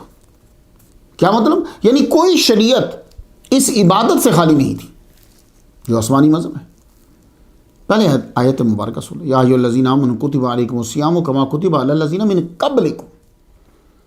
یہاں قبلکم کی اب کچھ تشریح ہونی چاہیے. ہم نارملی تقریر کر جاتے ہیں من قبلکم, تو بھائی قبلکم بھی تو تھوڑا سا بتانا ہے نا. تو روزہ آپ سے پہلوں پر, یعنی جو آپ سے پہلے آسمانی مذاہب ہیں ان کے اندر بھی روزہ ہے. ہر نبی کے اعمال میں روزہ ہے. ہاں دنوں میں اور طریقے میں فرق ہو سکتا ہے. روزے کا سلسلہ آدم علیہ السلام سے شروع ہوا, جاری ہے, اور اب تو پوری دنیا اس کے فوائد کو جان رہی ہے. چلیے آدم علیہ السلام سے شروع کرتے ہیں. قبلکم, ان سے تو قبلکم نہیں ہے نا. علامہ جلال سیوطی رحمہ اللہ نے تفسیر الدر منصور فی تفسیر بالمعصور سورہ بقرہ آیت نمبر 37 کی تفسیر میں لکھا ہے, اور یہ تاریخ دمشق کے اندر بھی ہے, جلد 7 صفحہ 419. ابن عباس رضی اللہ تعالیٰ عنہما کا حوالہ دیتے ہوئے اس میں سے میں نے یہ بات لی ہے, آپ کو سنیے کہ اللہ نے وحی کی آدم علیہ السلام کی طرف کہ تم آج 13 کا روزہ رکھو, پھر فرمایا 14 کا رکھو, پھر فرمایا 15 کا روزہ رکھو میری رضا کے لیے. آدم علیہ السلام سے کہا. آدم علیہ السلام پہ ان روزوں کی وجہ سے نور نازل ہوا, تو ان 3 دنوں 13, 14, 15 کا نام ہوا ایام بید, کیونکہ نور نازل ہوا. پھر آدم علیہ السلام کا طریقہ رہا فَكَانَ يَصُومُ ثَلَاثَةَ أَيَّامٍ مِّن كُلِّ شَهْرٍ. پھر آپ کا یہ طریقہ رہا کہ آپ ہر مہینے یہ 3 روزے رکھتے تھے. تو اس کا مطلب یہ ہوا کہ آدم علیہ السلام سال میں کم از کم 36 روزے رکھتے تھے. تو آدم علیہ السلام کے 3 روزوں کا جو ذکر ہے نا, یہ علامہ جلال سیوطی رحمہ اللہ نے بھی کیا. ان کی کتاب الوسائل الی معرفت الاوائل. آدم ثانی حضرت نوح علیہ السلام, انہیں آدم ثانی کہا جاتا ہے. ابن ماجہ شریف کتاب الصیام میں ایک حدیث سے معلوم ہوتا ہے کہ حضرت نوح علیہ السلام سارا سال روزے رکھتے تھے, مگر 2 دن نہیں رکھتے تھے, عید الفطر اور عید الاضحیٰ. اب پھر آپ آ جائیں گے سارے, جی عید الفطر تو اب ہوئی ہے, عید الاضحیٰ تو اب ہوئی ہے. بھائی صاحب آپ نے نام اب رکھا ہے, یہ دن شروع سے تھے, شریعت شروع سے ہے, اب ظاہر ہوں گے وقت کے ساتھ ساتھ. یعنی حضرت نوح علیہ السلام 1 شوال کو اور 10 ذی الحج کو روزہ نہیں رکھتے تھے. عربی عبارت ذرا ملاحظہ ہو, سام نوح الدہر الا یوم الفطر و یوم الاضحیٰ. تو دہرا پورا سال روزہ رکھتے تھے, مگر یہ 2 دن. ہماری شریعت میں یوم الفطر اور یوم الاضحیٰ اور ایام تشریق اس کے روزے نہیں ہوتے. مسلم شریف کتاب الصیام حضرت عائشہ فرماتی ہیں نہا رسول اللہ صلی اللہ علیہ وسلم ان صومین یوم الفطر و یوم الاضحیٰ. مسلم شریف نبیشہ الحوزلی رضی اللہ عنہ فرماتے ہیں حضور نے فرمایا ایام التشریق ایام اکل و شرب. تو اب یہ اور وہ دونوں ملائیں گے تو پھر کیا بنے گا؟ عید الفطر کو بھی نہیں روزہ، عید الاضحیٰ کو بھی روزہ نہیں، اور ایام تشریق آ گئے. حضرت ابراہیم علیہ السلام اور روزے. ابراہیم علیہ السلام خود کتنے روزے رکھتے تھے؟ مجمع الزوات جلد 3 صفحہ 195. ابن ماجہ شریف شعب الایمان میں بھی ہے. اس حدیث کا تیسرا حصہ ہے صام ابراہیم علیہ السلام ثلاثۃ ایام من کل شہر. ابراہیم علیہ السلام ہر مہینے 3 روزے رکھتے تھے، وہی 13 14 15. تو اس حدیث کے اس حصے سے، میں نے پوری حدیث نہیں پڑھی، حدیث کے اس حصے سے پتہ چلا کہ ابراہیم علیہ السلام سال میں کم از کم 36 روزے رکھتے تھے. اب ایک اور بات ملی ہے جو Encyclopedia of Religion and Ethics کے اندر ہے کہ ایران کے صابی جو تھے، صابی سمجھتے ہو جو ستاروں کو پوجتے ہیں، صابی، ان کی طرف ابراہیم علیہ السلام کو نبی بنا کر بھیجا گیا تھا اور وہ سالانہ 30 روزے رکھتے تھے. چونکہ وہ ستارہ پرست تھے اس لیے چاند کے اعزاز میں روزہ رکھتے تھے. صوم داؤد ہی آ جاؤ، حضرت داؤد علیہ السلام روزے رکھتے. من قبلکم طلبہ یاد ہے، یہ بھی ایک پورا ٹاپک ہے. من قبلکم، یہ سب من قبلکم ہے. حضرت داؤد علیہ السلام سال میں کم از کم 177 روزے رکھتے تھے. 177 چاند کے حساب سے سال کے 354 دن ہوتے ہیں. تو آپ ایک دن روزہ رکھتے تھے اور ایک دن رخصت. بخاری شریف کتاب الانبیاء سے میں آپ کو ایک حدیث سناتا ہوں. بات کچھ یوں ہے کہ حضور صلی اللہ علیہ وسلم کے صحابی عبداللہ ابن عمر بن العاص رضی اللہ تعالیٰ عنہما صوم داؤدی رکھتے تھے، کیونکہ حضور صلی اللہ علیہ وآلہ وسلم نے ان کو فرمایا تھا احب الصیام الی اللہ صیام داؤد کان یصوم یوما و یفطر یوما. اللہ کے ہاں داؤد علیہ السلام کے روزے رکھنے کا طریقہ زیادہ پسندیدہ ہے. ان کا طریقہ کیا تھا؟ وہ ایک روزہ رکھتے تھے، ایک دن روزہ رکھتے تھے، دوسرے دن روزہ نہیں رکھتے تھے. صوم سلیمان من قبلکم، سلیمان علیہ السلام بھی پہلے ہے نا. تو سلیمان علیہ السلام کے بارے میں تاریخ میں ہے کہ آپ ہر ماہ کے 9 روزے رکھتے تھے. یہ نبی ہیں بھی کتنے طاقتور. داؤد علیہ السلام کی طاقت تو سنی ہوئی ہے نا، وہ ایک دن روزہ رکھتے تھے. ہم سمجھتے ہیں کہ زیادہ کھانے سے طاقت آتی، نہیں، طاقت داؤد علیہ السلام کی طرح روزہ رکھنے سے آتی. اب سلیمان علیہ السلام ہر ماہ 9 روزے رکھتے. اب 3 روزے ہم پہلے عشرے میں رکھتے ہیں، پھر 3 دوسرے عشرے میں رکھتے ہیں، پھر 3 تیسرے عشرے میں رکھتے ہیں. تو مہینے میں کتنے ہو گئے جی؟ 9. اور 9 کو 12 سے ضرب دیں تو معلوم ہوا 108. تو سلیمان علیہ السلام پورے سال میں کم از کم 108 روزے رکھتے تھے. یہ میں خود حساب لگا رہا ہوں، وہ زیادہ بھی رکھتے ہوں گے. صوم موسیٰ، حضرت موسیٰ علیہ السلام کے متعلق اللہ فرماتا ہے فَتَمَّ مِیقَاتُ رَبِّهِ 40 لیلۃ، سورہ اعراف 142 نمبر آیت. یہ موسیٰ علیہ السلام کے 40 روزوں کی طرف اشارہ ہے. 40 لیلۃ. اب ایک حوالہ موجودہ بائبل سے سن لیں. بائبل میں ایک کتاب ہے، بائبل ایک کتاب کا نام نہیں ہے، اس کے اندر کی کتابیں. بائبل کے اندر ایک کتاب ہے ایکسوڈس، اس کو اردو میں خروج کہتے ہیں. اس کا باب نمبر 34 ہے اور سائن نمبر 28 ہے. Moses was there with the Lord 40 days and 40 nights without eating bread or drinking water. من قبل کو اب سنتے جائیے گا، ہمارا قرآن زبردست ہے. ہم تو کافی تبدیلی آ چکی ہے.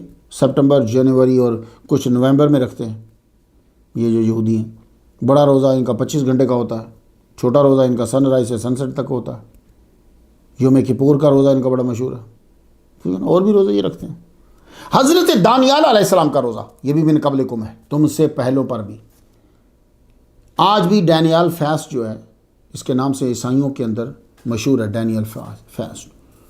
حضرت دانیال علیہ السلام کو جب کہ بادشاہ نے پکڑا تو آپ نے 10 دن وہ خوراک کھانے سے انکار کر دیا جو بادشاہ کی طرف سے آتی تھی. آپ صرف سبزی اور پانی پہ گزارا کرتے، اور یقیناً آپ روزے کے ٹائم پہ کھاتے ہوں گے جو سحری اور افطار ہوتا. 10 دن کے بعد آپ کی طاقت ان سے زیادہ تھی جو شاہی کھانے کھاتے رہے اور روزہ نہ رکھا. تفصیل کے لیے بک آف ڈینیال باب نمبر 1 ہے اور سائن نمبر 12 جا کے پڑھیے گا. حضرت عزیر علیہ السلام کا روزہ یہ بھی من قبلکم ہے. بک آف ازور باب جو ہے وہ 8 ہے اور سائن نمبر 23 ہے. So we fasted and besought God for this and he granted our request. یعنی فصمنا وطلبنا ذالک من الہنا فاستجاب لنا، یہ میرے پاس عربی کی بھی بائبل ہے، اس کے اندر یہ فصمنا وطلبنا ذالک من الہنا فاستجاب لنا، انہوں نے روزہ رکھا، اللہ سے گزارش کی، التجا کی، اللہ نے دعا قبول کی، تو پتہ چلا روزے سے دعا قبول ہوتی۔ اب آ جائیے ہندوازم، اب ہے تو یہ بھی من قبلکم ہے، لیکن مجھے یقینی طور پہ معلوم نہیں ہے کہ یہ آسمانی مذہب ہے کہ نہیں، اس لیے میں صرف قبل جو ہے جو کہ پہلے ہے اس لیے میں بیان کر رہا ہوں، دوسری چیز کا مجھے نہیں پتا۔ یہ اسلام سے پہلے، یہ مذہب آج 2026 سے 3776 سال پہلے تھا۔ آپ کی کون سا جا رہا ہے؟ 1447، ٹھیک ہے، اس سے پہلے بھی کچھ ملا لیں آپ، باقی والے بھی ملا لیں، تو قبل کم میں تو آ جاتا ہے نا۔ لیکن مجھے یہ یقین نہیں ہے کہ یہ آسمانی مذہب ہے۔ بھائی میں بار بار کہہ رہا ہوں، مجھے ڈر لگتا ہے کیونکہ فضول لوگ بیٹھے ہوئے، اپنی مرضی سے چاہے روز رکھو، کوئی خاص تعداد ہر ایک پہ ضروری نہیں ہے اس مذہب کے اندر، ذاتی عمل ہے۔ کچھ روزے ان میں مشہور ہیں، میں معذرت چاہتا ہوں، لفظ روزہ صرف سمجھانے کے لیے بول رہا ہوں، ورنہ کہاں رمضان کے روزے اور کہاں یہ ڈائٹنگ۔ میں صرف روزہ اس لیے بول رہا ہوں کہ میں صوم نہیں بول رہا، میں روزہ بول رہا ہوں۔ روزہ فارسی کا چمک اس کا معنی ہوتا ہے، میں روزہ بول رہا تھا کہ سمجھ آ جائے آپ کو۔ اقداشی 24 روزے سال کے، اقداشی، یہ اقداشی کہلواتے ہیں۔ 11ویں دن آف ایچ لونر فور نائٹ، سوموار کا روزہ شیوا کے لیے۔ نوراتری کا 9 دن کے روزے ہوتے ہیں۔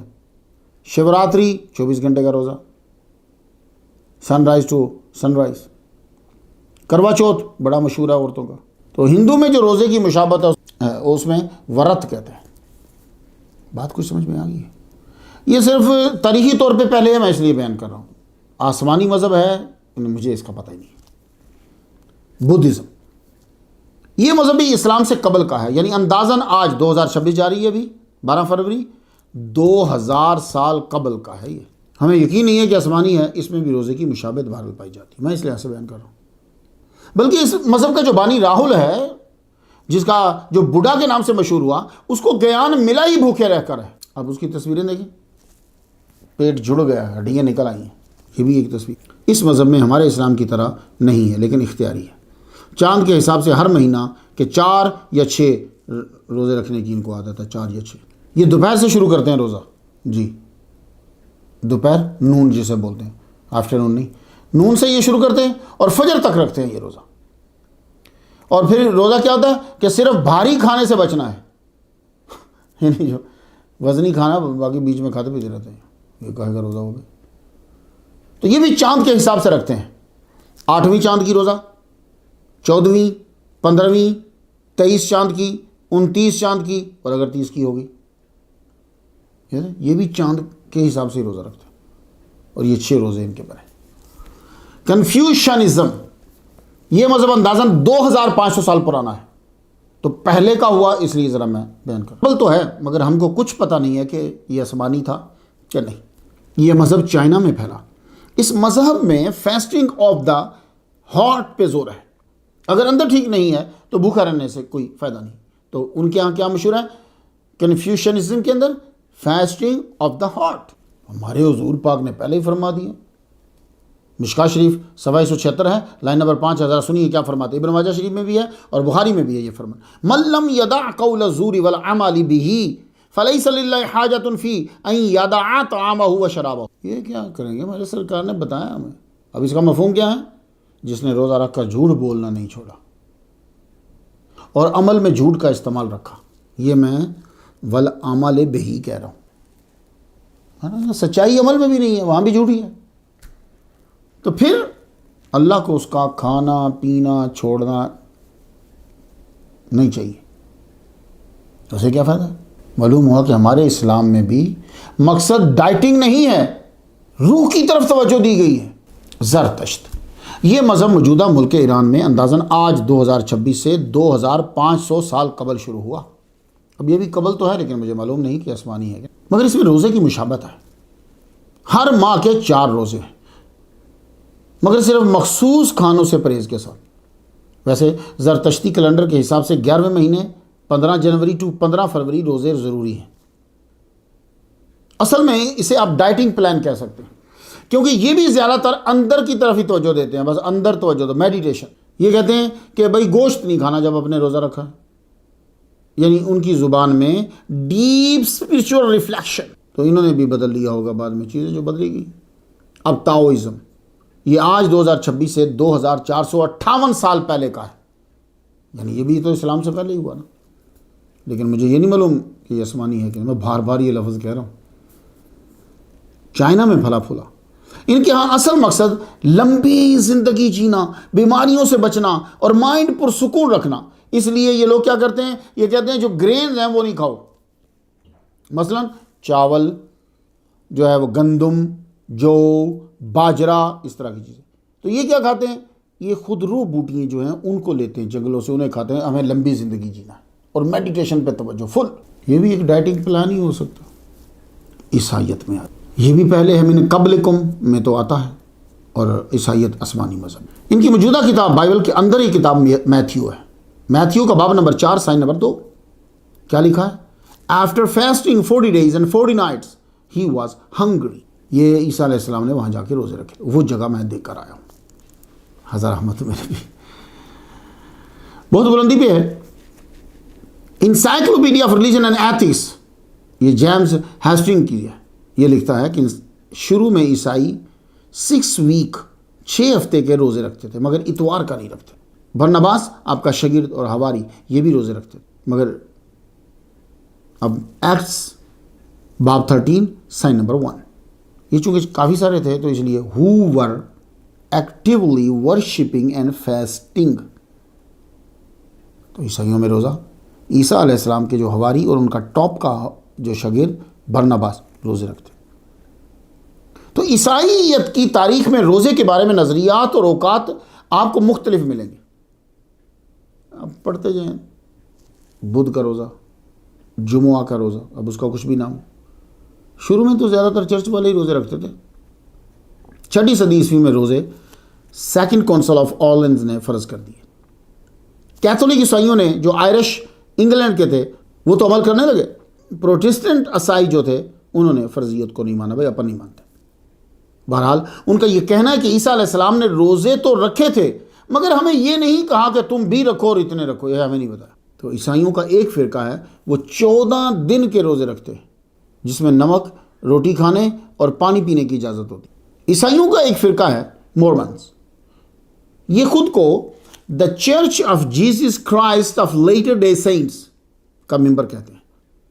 اس فرقے کا بانی جوزف سمتھ، اس نے بنیاد رکھی تھی 1830 میں. یہ فرقہ ہر ماہ کی پہلی اتوار کو روزہ رکھتے ہیں. 24 گھنٹے کا ہوتا ہے، 48 گھنٹے کا بھی روزہ ہوتا ہے. آپ جب تحقیق کریں گے تو معلوم ہوگا کہ تمام عیسائی کسی ایک ماہ پہ اور ایک تعداد پہ متفق نہیں ہے. بس روزہ کی افادیت کو جانتے ہوئے کھانے کی کمی بیشی کے ساتھ فاسٹنگ کرتے ہیں یہ لوگ. تو اس لیے تو یہ صبح کے ناشتے کو بریک فاسٹ کہتے ہیں. بریک فاسٹ سنا ہوا ہے آپ نے نام؟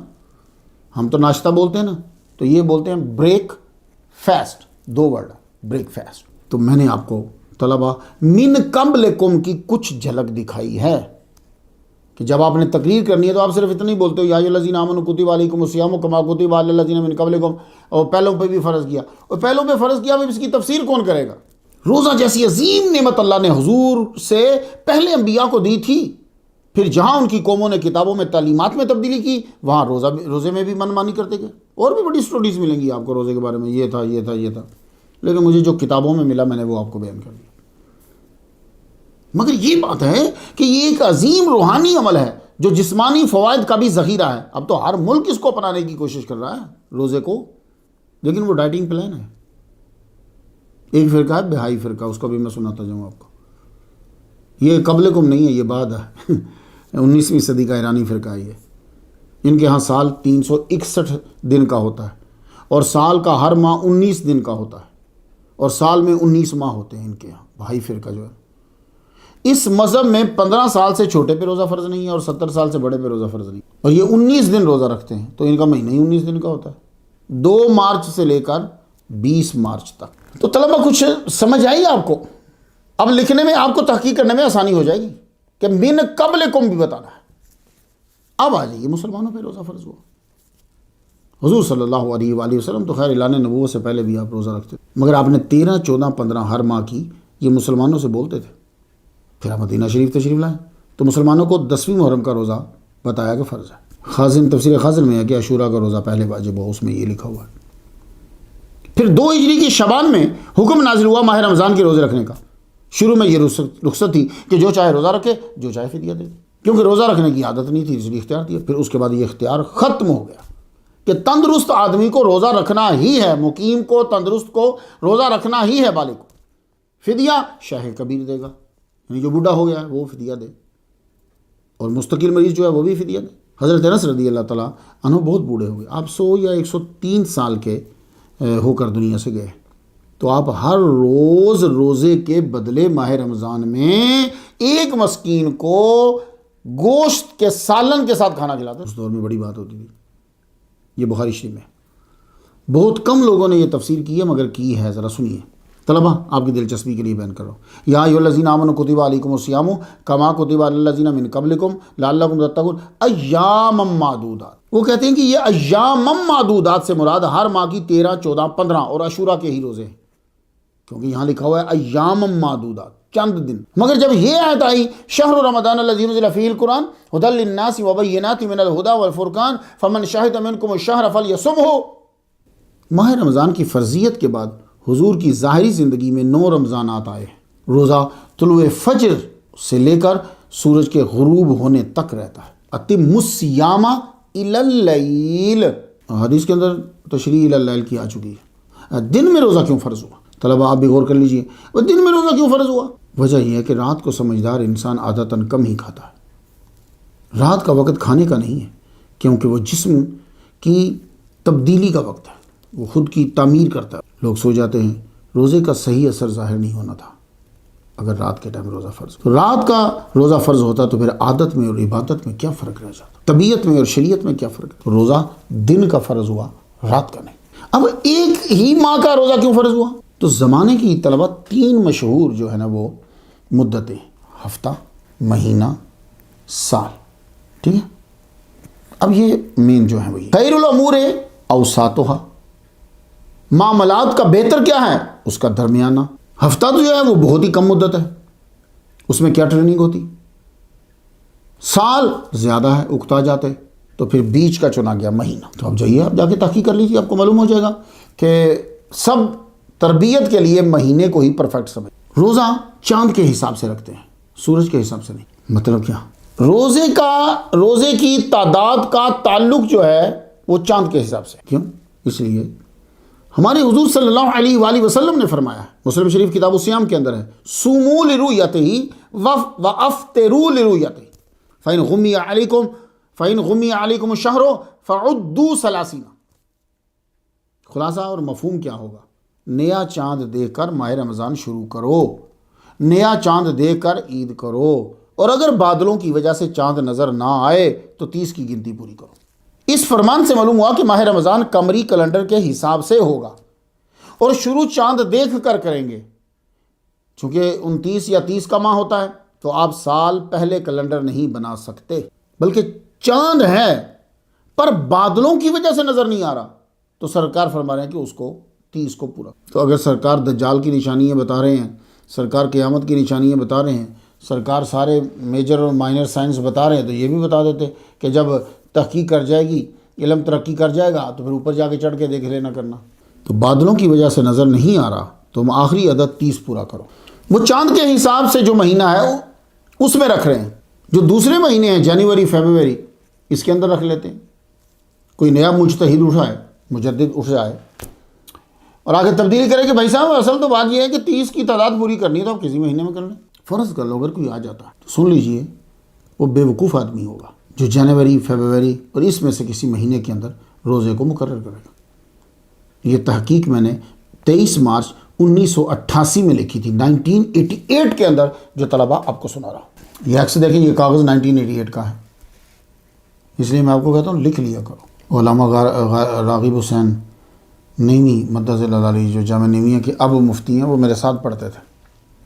تو جب میں پاکستان گیا تو انہوں نے استقبالیہ دیا، تو مجھ سے پہلے میرا تعارف کراتے ہوئے حضرت احمد تو میرا بھی، وہ یہ بول رہے تھے کہ مختار شاہ کو جہاں ڈھونڈنا ہوتا تھا تو پتہ ہوتا تھا کہ وہ لائبریری میں بیٹھا ہوگا. یہ 1988 میں جامعہ نعیمیہ میں ہی تھا، اسی سال میں کہ فارغ ہو گیا. بات کو سمجھ میں آئی کہ جنوری اور فیبروری میں، مارچ میں اس میں کیوں نہیں فرض ہوا، یا آپ کیوں نہیں کر سکتے؟ تو ماہ رمضان میں رکھ رہے ہو تو سن لو. اب عقل چاہتی ہے کہ روزے جنوری میں یا مارچ میں ہوتے، لیکن یاد رکھیے کہ اسلام عالمگیر مذہب ہے اور مساوات کا علم بردار ہے. سورج کا ماہ مقرر کرنے سے ان دو اوصاف پر زد پڑتی، عالمگیر نہ رہتا، مساوات نہ ہوتی. کیوں؟ خط استوا کے لحاظ سے زمین نصف کرۂ شمالی اور نصف کرۂ جنوبی میں بٹی ہوئی ہے. ان دونوں کروں میں ایک ہی وقت میں موسم مختلف ہوتا ہے، یعنی نصف کرۂ شمالی میں گرمی ہے تو نصف کرۂ جنوبی میں سردی ہوگی. مثلا جون کے ماہ میں Australia, South Africa, New Zealand, Bolivia یہاں سرد ہوں گے دن، اور یہی جون کا مہینہ مڈل ایسٹ، نارتھ افریقہ، مصر، پاکستان، ہندوستان، اٹلی، موراکو وغیرہ میں شدید گرمی ہوگی. تو مہینہ جون ہی ہے، لیکن Australia, South Africa, New Zealand میں ٹھنڈا ہے. اور یہ مہینہ جون ہی ہے، یہ نارتھ افریقہ، مصر، پاکستان، ہندوستان میں گرم ہے. تو اگر انگریزی کے حساب سے روزے مقرر ہوتے تو آدھی دنیا ہمیشہ کے لیے سکون میں اور آدھی دنیا ہمیشہ کے لیے تکلیف میں ہوتی. معلوم ہوتا کہ اسلام کا بانی دنیا کی ساخت کو نہیں جانتا، اسے بے خبر ہے. قمری ماہ مقرر کرنے میں مساوات ہے، اور ماہ رمضان 36 سال کے اندر کرۂ جنوبی اور کرۂ شمالی میں ہر انگریزی ماہ سے گزر جاتے ہیں. میں تجوید پڑھتا تھا جب جون میں آئے تھے، پھر میں یہاں امریکہ آیا تو پھر جون میں آئے. تو سورج کا سال 365 دن کا ہوتا ہے اور چاند کا سال 355 دن کا ہوتا ہے. چاند زمین کے گرد اپنا چکر 29 روز 12 گھنٹے 22 منٹ 208 سیکنڈ میں پورا کرتا ہے. یہ پھر گھومتا رہتا ہے. تو اس لیے یہ 36 سال کے اندر سارے مہینوں کے اندر چاند کے ماہ میں فائدے ہیں.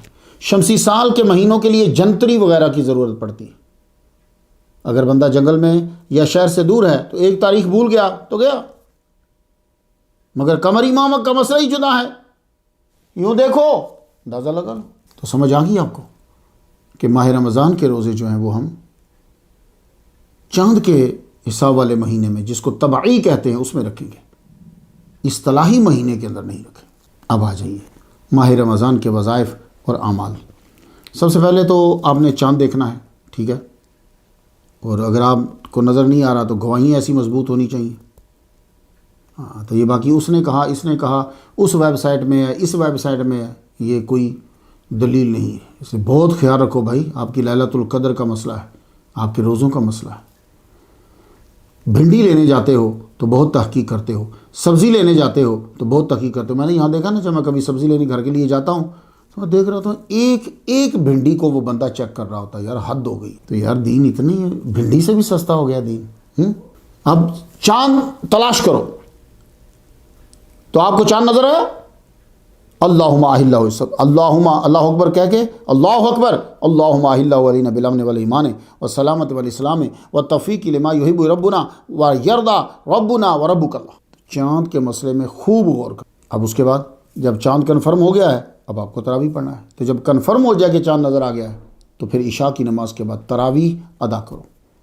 اس ٹاپک کے اوپر میں 1 گھنٹہ 45 منٹ کا لیکچر دے آیا ہوں، 196 نمبر ہے، اسے سن لیں. اب میں یہاں نہیں بیان کر رہا تراویح کیا ہے. پھر تہجد لازمی کر لینی، عادت ڈال لو، لطف آئے گا آپ کو.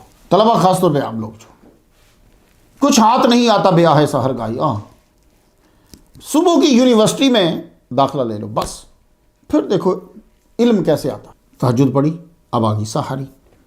سحری ضرور کریں.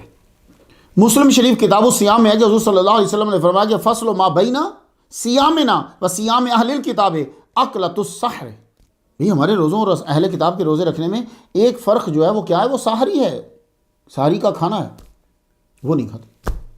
تو سحری کرنی ہے، چاہے ایک گھونٹ جو ہے وہ آپ لیجیے. اس عمل میں برکت ہے، فرشتے آپ کے لیے دعا کرتے ہیں. بخاری اور مسلم، ترمذی، نسائی میں ایک فرمان ہے، تسحروا فإن فی السحور برکۃ. اور سحری کرو، سحری کرنے میں برکت ہے، یعنی روٹی کھانے میں برکت. وہ جو روزے کے لیے آپ کھا. تلاوت قرآن ماہ رمضان کے اندر ان قرآن الفجری کانا مشہودا، سورہ اسراء آیت نمبر 78۔ یقیناً فجر کا قرآن پڑھنا حاضر کیا گیا ہے۔ سمجھانے کے لیے میں یوں ترجمہ کرتا ہوں کہ فجر کے وقت قرآن پڑھو، اس وقت فرشتوں کی حاضری ہوتی ہے، یہ آپ کی رپورٹ بناتے ہیں کہ آپ کیا کر رہے ہیں، اور اس وقت قرآن زیادہ سمجھ میں فجر کی نماز ادا کریں، وقت ہو تو وہیں بیٹھے رہیں۔ یہ میں ماہ رمضان کا آپ کو بتا رہا ہوں، کوئی لمحہ بس کوشش کرو بزی رہو بیٹھے رہو بھائی، اشراق کی پڑھ کر پھر جاؤ، دیکھنا پھر کیا نظارے آتے ہیں۔ افطاری کریں اور کروائیں، سٹارز کا ویٹ نہیں کرنا آپ نے، سورج غروب ہو جائے 3 منٹ جو ہے اس میں ایڈ کیجیے اور روزہ کھولیں، یہ حضور کی سنت ہے۔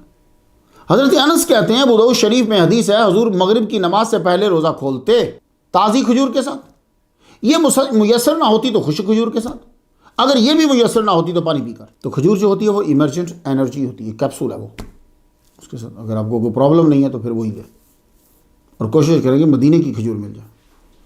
ویسے تو مدینہ شریف کی کھجور ملتی نہیں ہے، وہ باغ سے ہی غائب ہو جاتی ہے، تو اندر کی۔ اب جب آپ افطاری کر رہے ہو تو آپ اس وقت دعا قبول ہوتی، تو یہ ذہن میں رکھیے کہ پکوڑے مل جائیں گے، سموسے مل جائیں گے، سارا کچھ مل جائے گا، اس لڑائی جھگڑ پکڑ دھگڑ میں ٹائم ویسٹ نہیں کرنا، اس وقت دعا قبول ہوتی۔ تو آپ اللہ کا شکر ادا کرتے ہوئے وقت افطاری الفاظ بول سکتے ہیں۔ مشکات المصابیح کتاب الصوم میں معاذ بن زہرہ سے حدیث ہے، حضور صلی اللہ علیہ وسلم نے روزہ افطار کیا تو یہ کہا، اللہم اللہ کا سمتو وعلا رزق کا افطار، تو بھائی اتنی الفاظ ہیں جو مجھے ملے۔ کس کتاب میں ہے طلبہ؟ مشکات المصابیح کتاب الصوم، معاذ بن زہرہ میں، انہوں نے بھی۔ اچھا طلبہ ایک اور، البانی نے مشکات المصابیح میں اس کو حسن کہا ہے، اور ابو داؤد میں سیم اسی حدیث کو ضعیف کہا ہے۔ میں نے کہا آپ کو بتا دوں نا، پیچھے بات چلی تھی۔ کھانے پینے میں اعتدال رکھیں تاکہ آپ کے تمام اعضائے رئیسہ، دماغ، دل، جگر، گردوں کو آرام کا موقع ملے، اور آپ پر بھوک کی شدت طاری ہو تاکہ بھوکوں کی تکلیف کا احساس ہو۔ اور اگر آپ نے 4 پراٹھے صبح کھا لیے اور رات کو بھی آپ نے مسجد کا سارا بچا ہوا سارا جتنا وہ کھا لیا، تو اگر آپ ایک روزے سے زیادہ ثواب کمانا چاہتے ہیں تو یہ میں آپ کو گر بتا رہا ہوں، اس کے لیے پیسے ویسوں کی ضرورت نہیں ہے، چاہے تھوڑے پیسے بھی آپ کے پاس، روزہ کھلواؤ دوسرے کا، چاہے آدھی کھجور دے کے، لیکن ہو تم لاؤ اپنے پلے سے کھجوریں، چیز جو بھی لاؤ۔ یہ بڑے ٹرک کی بات بتا رہا ہوں آپ کو میں، کوشش کرو کہ دوسرے کا روزہ کھلو، نہیں تو چیزیں رکھی ہوئی آگے وہاں آئی ہیں، وہی دوسرے کے آگے رکھتے جو اگر پاس نہیں۔ تو ہمارے ہاں افطاری کا رواج تو ہے، ساحری کا رواج کہیں نہیں ہے، جبکہ حضور صلی اللہ علیہ وآلہ وسلم نے ساحری میں بھی ساتھیوں کو ساتھ بٹھایا، تو ساحری کا بھی رواج ڈال، اور کچھ نہیں ہے۔ اب کون آئے گا اس ٹائم، جی وہ تو آتا ہی کوئی نہیں ہے، تو اعتکاف تو آپ کے محلے میں بیٹھتے ہیں نا، مسجد میں بیٹھے ہیں، تو اعتکاف جو بیٹھے ہوئے ہیں ان کو جا کے روزہ رکھواؤ بھی اور روزہ کھلواؤ بھی، وہ کھلوانا اور رکھوانا اللہ اکبر جل شانہ، اس کے روزے کا بھی ثواب آپ کو ملے گا۔ میں اس لیے تو کہتا ہوں جتنی بہنیں ہیں، بیوی ہیں، یہ تو جناب گھر بیٹھے پتہ نہیں کتنے بندوں، جتنی فیملی کے بندوں کی یہ کھانا پکا رہی ہوتی ہے نا، ساروں کے روزوں کا ثواب یہ بھی لے لیتی ہیں، تو بیٹھے بیٹھے ہم نے ایک روزہ رکھا ہے، اور جس بیوی نے کچن میں کھانا پکایا ہے اور روزے کھلوائے ہیں، اور ساروں کے روزوں کا ثواب لے گی۔ تو اس لیے بیویوں تنگ نہ ہوا کرو، مشکل تو ہے، روٹی پکانا آسان تو نہیں، چائے پکانا اتنا مشکل کام ہے، لیکن اللہ تمہیں بہت اجر دے گا، خاص طور پہ جو تم ماہ رمضان کے اندر خاوند کی، بچوں کی، ان کی سحری اور افطاری کا انتظام کرتی ہو۔ خدا تعالیٰ تم سب کو صحت تندرستی کے ساتھ طویل زندگی دے۔ اب لیلۃ القدر آ گئی اس کے اندر،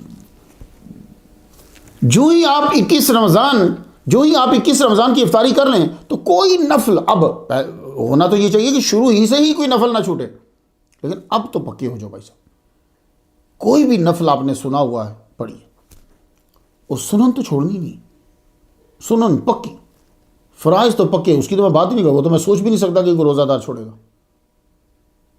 ہر رات عبادت میں مشغول ہو جائیں، جب 21 ہو گئی ہے، تراویح نہیں چھوڑنی، 20 پڑھ، کسی کا دھیان نہیں دینا کہ کوئی کہہ رہا ہے 8، کوئی کہہ رہا ہے کچھ، دھیان نہیں دینا، نفل پڑھتے جاؤ، من قام رمضان، جو بھی کھڑا ہوا جس نے قیام کیا ہے، زیادہ سے زیادہ نفل میں بزی ہو جاؤ۔ آپ وہ میرا ٹاپک تراویح سنو گے تو انشاءاللہ آپ کا ایمان مضبوط ہو جائے۔ اور تہجد، کوئی نفل، اشراق کے ہیں، چاشت کا ہے، اوابین کا ہے، کسی صورت مس مت کرو، آپ لیلۃ القدر کو پالو گے، محسوس کرو گے اسے۔ بہترین طریقہ بتاتا ہوں، صلاۃ و تسبیح، کوئی بات نہیں، محنت کیے بنا نہیں ملتا، آسانی نہیں ڈھونڈو، صلاۃ و تسبیح اب 21 کے بعد روز شروع ہو جاؤ، اللہ اکبر جل شانہ، آخری عشرے میں، رات کے دوسرے حصے میں اسے ضرور پڑھو۔ اب اس کے کیا فوائد ہیں؟ آپ میرا صلاۃ و تسبیح کے اوپر ہی ہے، حصہ ہے لیکچر 213 نمبر لیکچر کا حصہ سنیے گا ضرور۔ اب اس کے بعد فطرانہ ہے۔ بخاری شریف میں یوں لکھا ہے کتاب الزکوٰۃ میں، ابن عمر کہتے ہیں کہ فرض النبی صدقۃ الفطر، حضور نے فرض کیا، لازم قرار دیا فطر۔ اور یہ یاد رکھیے گا یہ سب پہ لازم ہے، غلام پہ بھی لازم ہے فطرانہ۔ دیکھیں غلام حالانکہ بڑا مجبور ہوتا ہے، مسلم شریف میں حدیث ہے لیس فی العبد صدقۃ الا صدقۃ الفطر، غلام پہ صدقہ نہیں ہے لیکن فطر کا صدقہ اس پہ بھی ہے۔ صحابہ کرام عید سے 1 یوم 2 یوم پہلے دے دیتے تھے۔ اب آپ بھی دیکھ لیجیے، آپ اس سے پہلے بھی دے سکتے ہو۔ 2.25 سیر گندم پر ہیڈ، گھر کے جتنے افراد ہیں آپ کو دینا ہے فطرانہ۔ اور اب یہ دیکھنا ہے، اب جو امریکہ میں اور کینیڈا میں جو لوگ ہو، یہ جہاں سے تم لوگ کھا رہے ہو خرید کر، وہی پرائس دینی ہے 2.25 سیر گندم کی۔ جی یہ نہیں ہے کہ آپ رہے امریکہ میں رہے ہو، روزے یہاں رکھے ہیں اور فطرانہ تم ادا کرو پاکستان میں، یعنی پاکستان میں کا مطلب یہ کہ اس کی پرائس، یا ڈھونڈو پورے ملکوں میں سے کون سا ملک ہے کہ جہاں فطرانہ سب سے سستا ہو۔ نہیں، جو آپ نے پورا مہینہ کھایا، جس جگہ کھایا، وہاں سے ڈھونڈنا ہے آپ نے کہ وہاں فطرانہ کیا ہو رہا ہے۔ وہ آگے جا کے 3 لاکھ بن جاتا ہو، جو مرضی بن جاتا ہو۔ اور یہ یاد رکھیے گا جب تک آپ فطرانہ ادا نہیں کریں گے اس وقت تک آپ کے روزے لائن میں لگے رہیں گے۔ کبھی آپ نے لائن دیکھی ہے کینیڈا کے بارڈر پہ، سعودی عرب کے بارڈر پہ؟ میں نے دیکھی ہیں لائنیں۔ میں ایک دفعہ دبئی سے آیا تھا سعودی عرب، جناب پوری رات گزر گئی تھی۔ تو وہ کیسے ہوتا ہے کہ جب تک وہ کلیئرنس نہیں دیں گے یہ کراس نہیں کرے گا بارڈر، تو روزے لائن میں لگے رہیں گے۔ اب جس کا فطرانہ جو ہے وہ گیا ہے، تو اس لیے مسلمانوں پہلے ہی دے دو، زیادہ ثواب ہو جائے گا۔ عید کے بعد دو گے تو پھر ثواب صرف صدقے کا ہی ہے، تو آپ کو پہلے دینا۔ اب دیکھیے کہ اب امریکہ میں جو لوگ رہتے ہیں، یہ اگر $10 پر ہیڈ دے رہا ہے تو یہ اس کے ملک میں جا کے زیادہ ہو جائیں گے، تو یہ پہلے ہی پہنچا دے تاکہ وہ بیچارہ کپڑے خرید سکے، وہ بیچارہ جوتا خرید سکے۔ تو اب آ جائیے ماہ رمضان میں چنیدہ واقعات۔ یکم رمضان المبارک حضرت ابراہیم علیہ السلام پہ صحیفے نازل ہوئے۔ ان ھذا لفی الصحف الاولی صحف ابراہیم و موسیٰ، سورۃ الاعلیٰ 18 اور 19۔ رمضان کی 2 تاریخ اور 702 ہجری مارکہ شق حب، یہ دمشق کے اندر ایک میدان ہے، یہ ہوا۔ سلطان مصر، یہ جنگ جو تھی یہ سلطان مصر ناصر محمد بن کلاوون اور قطرو شاہ کے درمیان لڑی گئی تھی، مسلمانوں کو اللہ نے فتح دے دی۔ 11 ہجری کے رمضان کی 3 تاریخ تھی کہ حضرت بی بی فاطمہ الزہرا رضی اللہ تعالیٰ عنہا کا وصال ہوا۔ 100 نمبر لیکچر پہ میں بیان کر رہا ہوں، ضرور سنیے گا۔ 53 ہجری کے رمضان کی 4 تاریخ کو زیاد بن ابی ہے، زیاد اپنے ابے کا بچہ، کہا جاتا ہے کہ یہ ابو سفیان کا بیٹا تھا، ایک لونڈی سے، یہ کوفہ میں مرا۔ ابن و زیاد اسی کا بیٹا ہے جس نے حضرت امام مسلم بن عقیل اور امام حسین، واقعہ یاد آ گیا آپ کو۔ 253 ہجری کے رمضان کی 6 تاریخ تھی کہ حضرت سری سختی رحمۃ اللہ علیہ کا وصال ہوا۔ 8 نمبر سٹوری پہ میں ان کا ذکر کر رہا ہوں، سنیں بھی اور ان کے مزار پر حاضری دی ہے تو آپ زیارت بھی کر لیں۔ 1436 ہجری کے رمضان کی 9 تاریخ تھی کہ مصر کے مشہور قاری حافظ محمد نبہان بن حسین کا وصال ہوا۔ پیدا سیریا میں ہوئے، پڑھا انہوں نے مصر میں، پڑھایا انہوں نے مکہ میں، اور وہیں ان کا وصال ہو گیا۔ آپ کی تجوید و قرات کے اوپر 16 کتابیں ہیں۔ 1422 ہجری کے رمضان کی 10 تاریخ تھی کہ فرقہ گوریا کا بانی ریاض احمد گوہر شاہی کا دیہانت ہو گیا۔ 95 ہجری کے رمضان کی 11 تاریخ تھی کہ سعید بن جبیر کا قتل ہوا۔ تفصیل جاننی ہو تو لیکچر نمبر 202 پہ میں بیان کرایا۔ 13 ہجری کے رمضان کی 12 تاریخ تھی کہ مارکۃ البویب ہوا۔ 145 ہجری کے رمضان کی 14 تاریخ تھی کہ ابو عبداللہ محمد النفس الزکیہ نے مدینہ میں خلافت کا اعلان کر دیا۔ عباسی خلیفہ ابو جعفر المنصور سے مقابلہ ہوا، اب مدینہ میں ہی شہید ہو گئے۔ ہمارے امام اعظم ابو حنیفہ رحمہ اللہ نے ان کا بڑا ساتھ دیا، مالی بھی اور کولی بھی۔ 208 ہجری کے رمضان کی 15 تاریخ تھی کہ ملکہ مصر حضرت سیدہ نفیسہ رحمۃ اللہ علیہا کا وصال ہوا۔ تفصیل سننی ہو اور مزار کی زیارت کرنی ہو تو 205 نمبر لیکچر سنیں، میں خود حاضر ہوا وہاں، حبیب پاک کے قدموں پہ اس سگ نے حاضری دی۔ 845 ہجری کے رمضان کی 16 تاریخ تھی کہ مشہور مسلم مورخ ابو العباس احمد بن علی المقریزی الوی مصری کا مصر میں قاہرہ میں وصال ہوا۔ 2 ہجری کے رمضان کی 17 تاریخ تھی کہ غزوہ بدر الکبریٰ ہوئی۔ 1357 ہجری کے رمضان کی 18 تاریخ تھی کہ مصطفیٰ کمال اتا ترک مر گیا۔ 40 ہجری کے رمضان کی 19 تاریخ تھی جب ابن ملجم لعین نے حضرت علی پر وار کیا مسجد کے اندر، میں وہ جگہ دیکھ کر آیا ہوں۔ 8 ہجری کے رمضان کی 20 تاریخ تھی کہ مسلمانوں کا مکہ پہ بھی مکمل کنٹرول ہو گیا۔ 40 ہجری کے رمضان کی 21 تاریخ تھی کہ حضرت علی رضی اللہ تعالیٰ عنہ کی شہادت ہو گئی۔ تفصیل کے لیے 142 نمبر لیکچر جو ہے وہ جا کر پلے لسٹ سے سن لیجیے۔ 282 ہجری کے رمضان کی 22 تاریخ تھی کہ 18واں عباسی خلیفہ جعفر المقتدر باللہ پیدا ہوا۔ 273 ہجری کے رمضان کی 22 تاریخ تھی کہ امام ابن ماجہ کا وصال ہوا۔ 26 ہجری کے رمضان کی 23 تاریخ تھی کہ حضرت امیر معاویہ کا بیٹا یزید شام کے ایک قصبہ الماترون میں پیدا ہوا۔ تو یہ یزید جو ہے یہ سیریا میں پیدا ہوا۔ 658 ہجری کے رمضان کی 25 تاریخ تھی کہ مارکہ عین جالوت ہوا۔ یہ ہلاکو خان اور سلطان قطز کے درمیان ہوا ہے۔ تو طلبہ یہ قطز ہے، کاف کے اوپر ہی پیش اور تا کے اوپر ہی پیش ہے، کیونکہ کتاب کے اندر نہیں ایسا لکھا ہوا۔ 762 ہجری کے رمضان کی 26 تاریخ تھی کہ مشہور محدث علامہ مورخ محمود بن احمد المعروف بدر الدین العینی الحنفی رحمۃ اللہ علیہ پیدا ہوئے۔ 1366 ہجری کے رمضان کی 27 تاریخ تھی کہ پاکستان آزاد ہوا۔ حکمران آزاد ہیں، عوام آج بھی غلام ہے اور قیدی ہے۔ 808 ہجری کے رمضان کی 28 تاریخ تھی کہ مشہور فلسفی مورخ عبد الرحمن بن محمد ابن خلدون مصر میں وصال ہوا ان کا۔ 384 ہجری کے رمضان کی 30 تاریخ تھی کہ قرطبہ میں امام حافظ محدث مصنف ابن حزم الاندلسی جو ہیں وہ پیدا ہوئے۔ ماہ رمضان المبارک میں بڑے مارکے ہوئے، اس لیے اس ماہ کو شہر الجہاد بھی کہا جاتا ہے۔ بات طویل ہوگی طلبہ۔ روزہ سب کو نئی زندگی بخشتا ہے، جانوروں کو، درختوں کو بھی، جو بھی عمل کرے۔ حج میں اور رمضان میں فرق میرے والد گرامی حضرت طالب حسین شاہ رحمۃ اللہ علیہ یوں بیان کرتے تھے۔ پہلے ان کے ذرا مزار کی زیارت کر لیں۔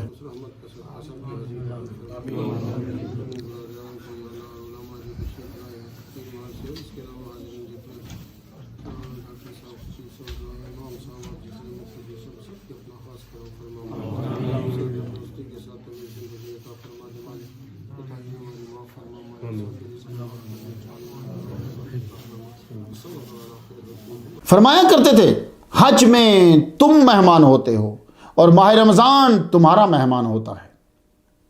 یہی وجہ ہے کہ حضرت عمر رضی اللہ تعالیٰ عنہ عید کے روز گریہ زاری کرتے تھے کہ ماہ رمضان اللہ کی طرف سے مہمان آیا تھا، نامعلوم راضی گیا کہ ناراض۔ حج بھی سخی ہے اور رمضان بھی سخی ہے۔ جو حج کرتا ہے گناہوں سے پاک ہوتا ہے، جو ماہ رمضان کے روزے رکھتا ہے گناہوں سے پاک ہوتا ہے۔ فرق یہ ہے کہ حج گھر میں بلا کر فیض دیتا ہے اور ماہ رمضان گھر میں آ کر فیض دیتا ہے۔ رمضان کریم۔ مسلمانوں، آج کے دور میں بہترین دوائی روزہ ہے۔ جسم بھی ٹھیک رہتا ہے اور روح بھی۔ روحانی ترقی کرنی ہے تو 2 فاسٹ لینز ہیں، نفل پڑھنا اور روزہ رکھنا۔ الفاتحہ ان کے لیے جن کا وصال ماہ رمضان میں ہوا ہے۔ بی بی فاطمہ الزہرا رضی اللہ تعالیٰ عنہا کی بارگاہ میں